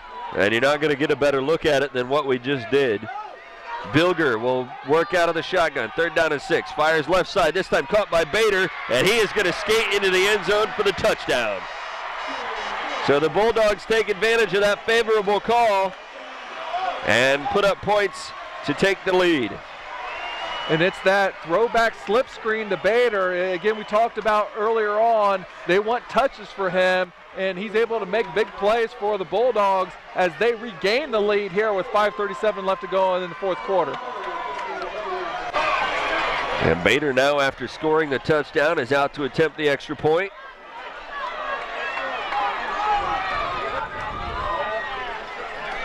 Snap is down, the kick is up, and it is good. And so with 5:37 left in our game, the Bulldogs rally to take a 3-point lead, 24-21. You are watching high school football on TSC. Are you hungry for some great food? Then come get some at CJ's Pizza. With fantastic prices and amazing food, you can't go wrong no matter what you order. Every Friday night during the football season, stop in and get an 18-inch 2-topping pizza and 20 wings for $25 between 4 and close. CJ's Pizza has 2 locations, the Grandview Plaza in Wapakoneta and on Main Street in Cridersville. CJ's Pizza. Come get some. Tonight's broadcast of TSC Touchdown Friday is brought to you in part by Frost Roofing. When you have a roofing problem, trust Frost Roofing. And by CJ's Pizza in Wapakoneta and Cridersville. 5:37 left in this game, and the Bulldogs have regained the lead.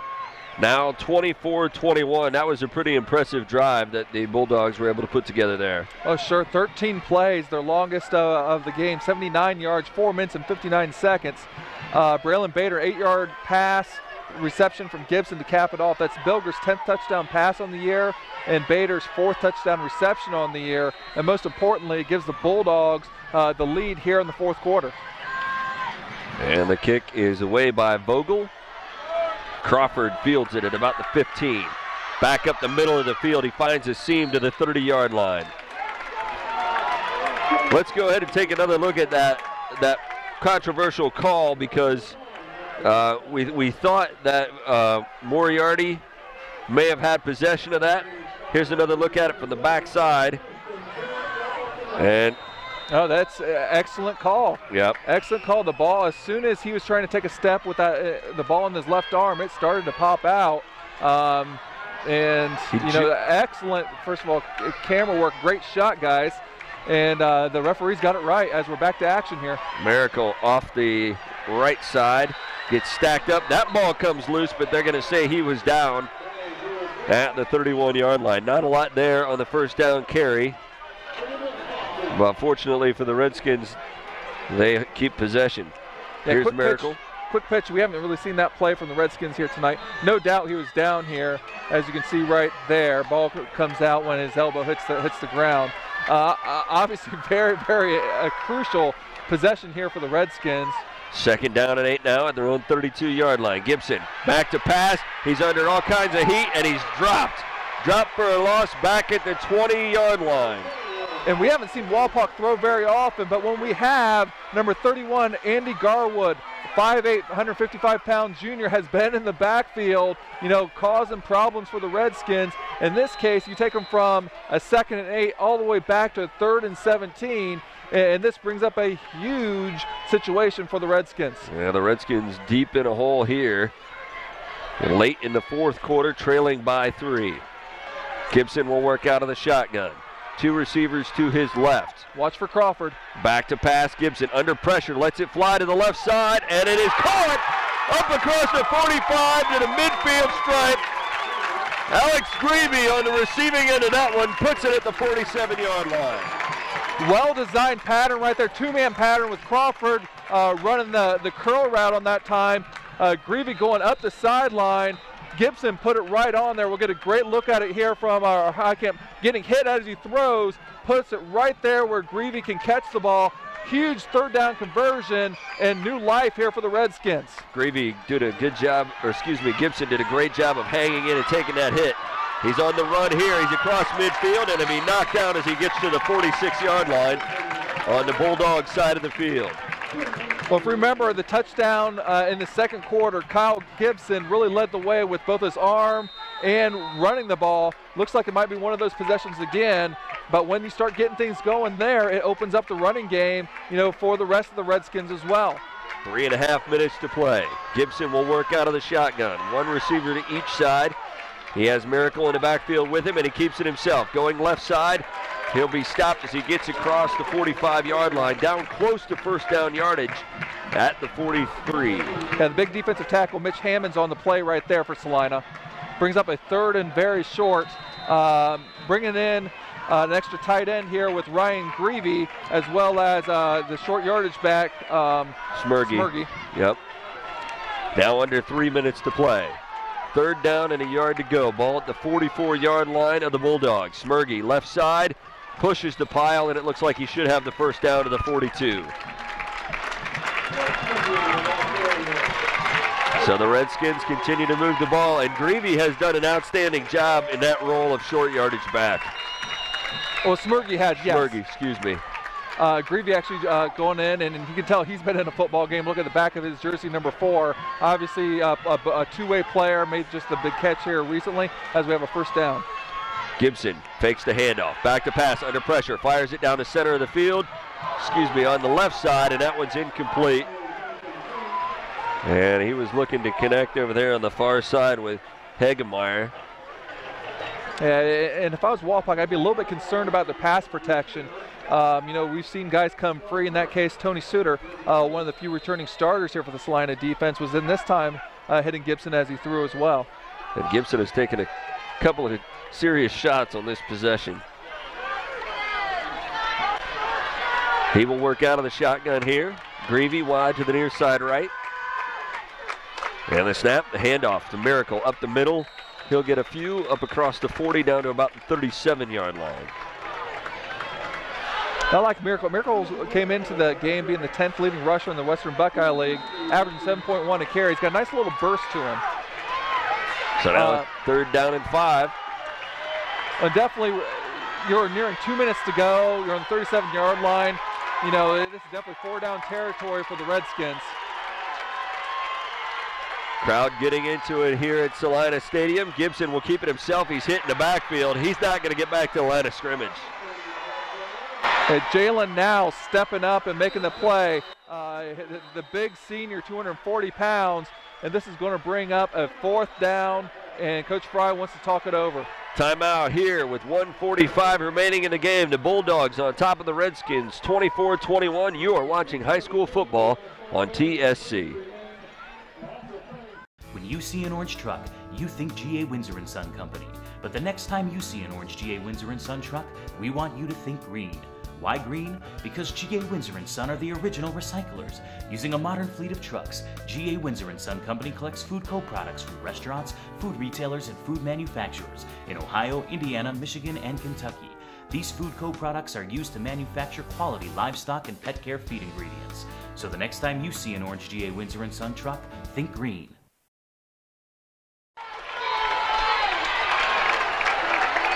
1:45 left in this one. 4th down and 5 for the Redskins at the 37-yard line of the Bulldogs. Gibson out of the shotgun. 3 receivers to his right. He feels some pressure. Fires right side, and that one is incomplete. And the Bulldogs will have the ball with a 3-point lead and 1:41 to burn. And a missed opportunity there for the Redskins. Celina was in a blitz, and they were in straight man. And actually, Jensen Miracle was wide open in the flats. You might see it here on the replay. Cody Morgan actually runs a slant, takes 2 defenders with him. And Jensen Miracle, you can't see over there on the sidelines. You see 2 guys around Morgan. Miracle was wide open, around the 30-yard line. And he would have been able to go up the sideline and got a huge play. But this game is not over. With 1:41 left and 2 timeouts left, if Wapak can get a 3-and-out, they can still get the ball back. Hembry will take the first handoff and go straight up the middle. He'll get back to the line of scrimmage, maybe a yard, and that will prompt a timeout for Wapak to stop the clock with 1:35 left in the game. Yeah, and Isaac Kirby gets in there right around the ankles, is able to kind of pull him down to keep it to a minimal game. And if you're the Celina Bulldogs, you can't be excited about the prospect of relying on your running game at this point in the game, because they have not run the ball well tonight. They haven't, but you do have a veteran in Zach Hembry. He's had a pretty good year.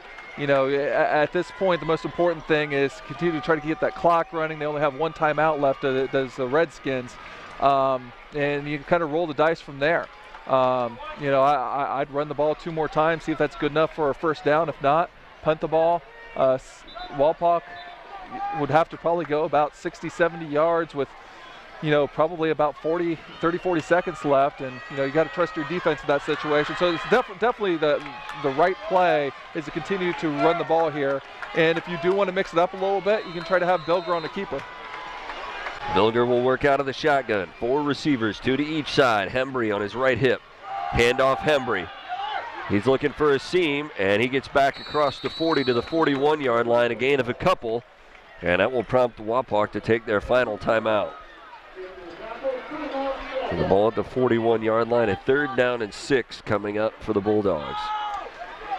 And definitely, you know, the play is to keep the ball on the ground. You know, Coach Rolfes would have to be very, very, very confident in his quarterback, which he could be, to put the ball in the air and put the game away. Because if you get a 1st down, the game's over. But the percentages are, you know, keep the ball on the ground. You know, maybe we get 6 yards and the game's over. Otherwise, they're out of timeouts. By the time they get the ball set and the 25-second clock goes all the way down, you know, it's probably going to be, like I said, about 30, 40 seconds left on the clock and a long way to go from an offense that's not really meant to go, you know, in an explosive fashion as the Redskins. But if you total up the long plays in tonight's ball game, most of those belong to the Redskins. Well, the Bulldogs come out. 3rd down and 6, 1:30 to play. Bulldogs clinging to a 3-point lead. And Bilger takes the snap. Handoff, Hembry going to the right side. He gets up to the 45-yard line. And time will start to tick. We have to watch the official. You have to wait for them to blow it before the play clock starts. It's going to be 40 seconds when the play clock will expire. And you see the official looking to the sideline. Take the Bowser, 50 seconds. Always trust your instincts. Rolfes over there has an official right next to him. And then when the final second ticks away, he takes the timeout with 50 seconds remaining here in this ball game. And you know what actually kind of saved Wapak a little bit of time is Celina ran the ball, but they ran it between the hashes, so the officials didn't need to take extra time to reset the ball. So that actually was a little bit of an advantage for Wapak. Probably saved them, you know, about 5 to 8 seconds right there. Obviously, you have 2 approaches here on this 4th down. You could try to block the punt, which we saw worked for them against Elida. Right. Or you have Johnny Crawford, who's pretty explosive of a returner. You know, it'd be interesting what Coach Fry, or actually maybe Coach Patterson, kind of dials up with what they want to do here. And obviously it's very important for Celina to be able to hold their protection on this punt. We'll see what Crawford does, but most of the last half of this quarter that he's been on the sideline, he's been moving that ankle like he may be feeling something there. So they have Greavy back there as well, with Crawford at about the 20-yard line. Vogel will be back to kick it away. He stands at his own 31. Good snap. He puts the foot into it. Pretty good kick. And Greavy will field it at the 20-yard line. He escapes one run of tacklers and gets knocked down as he gets to the 25. So 41 seconds left, and they're going to have to go about 75 yards or a little bit less if they want to try to kick a field goal. And Heingardner does show that he has a little bit of length, but you know, it's going to be a ways to get down there. And here they're on that lonesome polecat formation. Gibson behind the center, lobs it left side. It's caught by Greavy. He'll run it to the far sideline and runs out of bounds after a gain of about 3. By the way, I did look it up at halftime. It was a 2007. St. Mary's ended up winning on this field on a lonesome polecat. It was a tie game, and it was Derek Dunlap throwing to Coach Fry's son, Kobe, for 34 yards on the last play of the game. Well, there you have it from the research department. 2nd down and 8 now. Just 34 seconds remain in this game, and this crowd has got their money's worth here tonight. This has been a good one. Definitely so. And given this formation, I would be looking for Johnny Crawford isolated over here. Might be a hook and ladder. And there it is.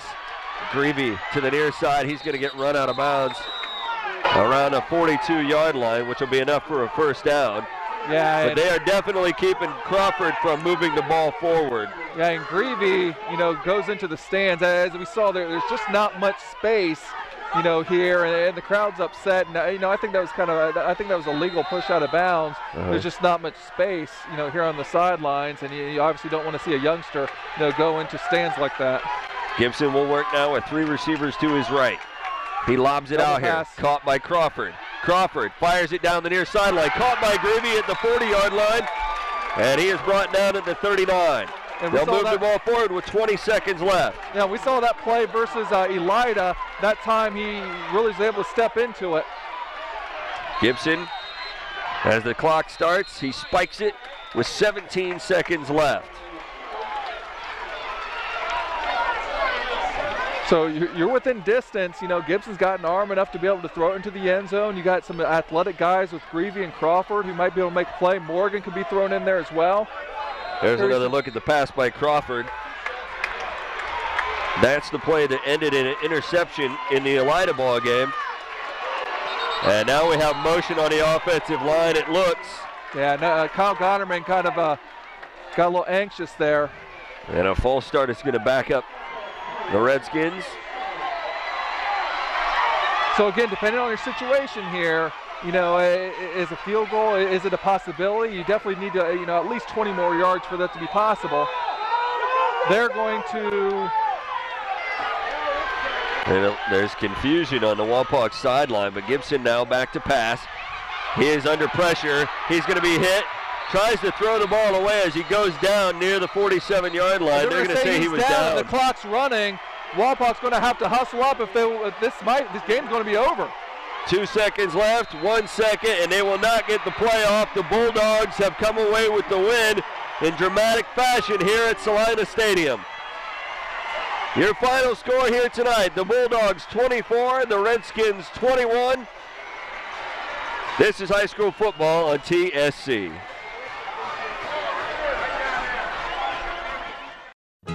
When you think of protecting your assets, there's more than just your home and car. There's also your life and your family's future.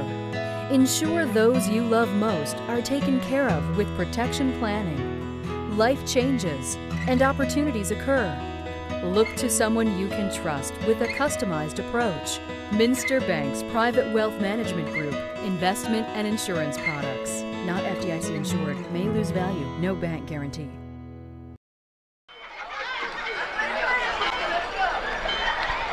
Well, the Celina Bulldogs defended their home field tonight by a final score of 24-21. They rallied late to take the lead and held on to it as the Redskins put up a fierce fight to get back into this game. But this is a game, I think, Paul, and we talked about it earlier, that when the Redskins look back at their season and decide, you know, how they finish in the WBL, this one is going to be a big factor. Yeah, you know, we'll look at the Redskins first standpoint. You know, this is kind of a crushing defeat. You know, in a back and forth, very, very entertaining, very exciting game. You know, where they felt they had some of their chances, and unfortunately, you know, the clock just ran out on them there in that last possession. Gibson, you know, tried to make the right play, tried to get the ball, you know, out of his hand, and the official tried to say that he went ahead and ruled that he was down. And when that happened, you know, there's just really no chance for them to be able to get back to the line to be able to run another play. So, you know, your heart goes out to him specifically, as well as the rest of the team, but him specifically because he did so much well in this game for the Redskins. Right. Let's go ahead and take another look at that final play that you were talking about, and you can break it down for us here, Paul. We got Gibson on that final play of the game as time was winding down. They started that play with 17 seconds left on the clock, and as we take a look at it here, I guess we'll have to come back to that one because of an issue with that footage. So, but the Bulldogs have to be happy with their outcome, and for the Redskins, they don't have to look much farther than their ability to stop this Bulldog offense on third down. Right, and the Bulldogs, obviously a huge win for them and their program, quite frankly. You know, they've only had like one winning season in about the last 6-7 years. Last year they were 2-8. Already surpassed that with their third win this year, and with their only loss coming to one of you know, the league heavyweights with Ottawa Glandorf, you know, in a tight game. You know, they feel a lot more confident on defense. They've already felt good about their offense. And, for them to be able to take the lead, fall behind, then come back in the fourth quarter once again, they have a ton of confidence, going late into games, no matter who's going to be on the field with them. And you can, you got to feel pretty good with this Bilger youngster in your backfield if you're the Bulldogs, because he seems like he has all the tools to run this offense. And now we'll try and take a look at the final play of the game, where you see Gibson here. Go ahead, Paul. Yeah, there's about 19 seconds left at this time, but with no timeouts, obviously, and no one there, you need to try to get rid of the ball. Great pressure right there. I guess we're trying to see if he is indeed down. You can make a case for the ball was out of his hands, but then you could just call intentional grounding as well. It's just a tough situation. Great job there by Celina to apply the pressure like they did the entire time.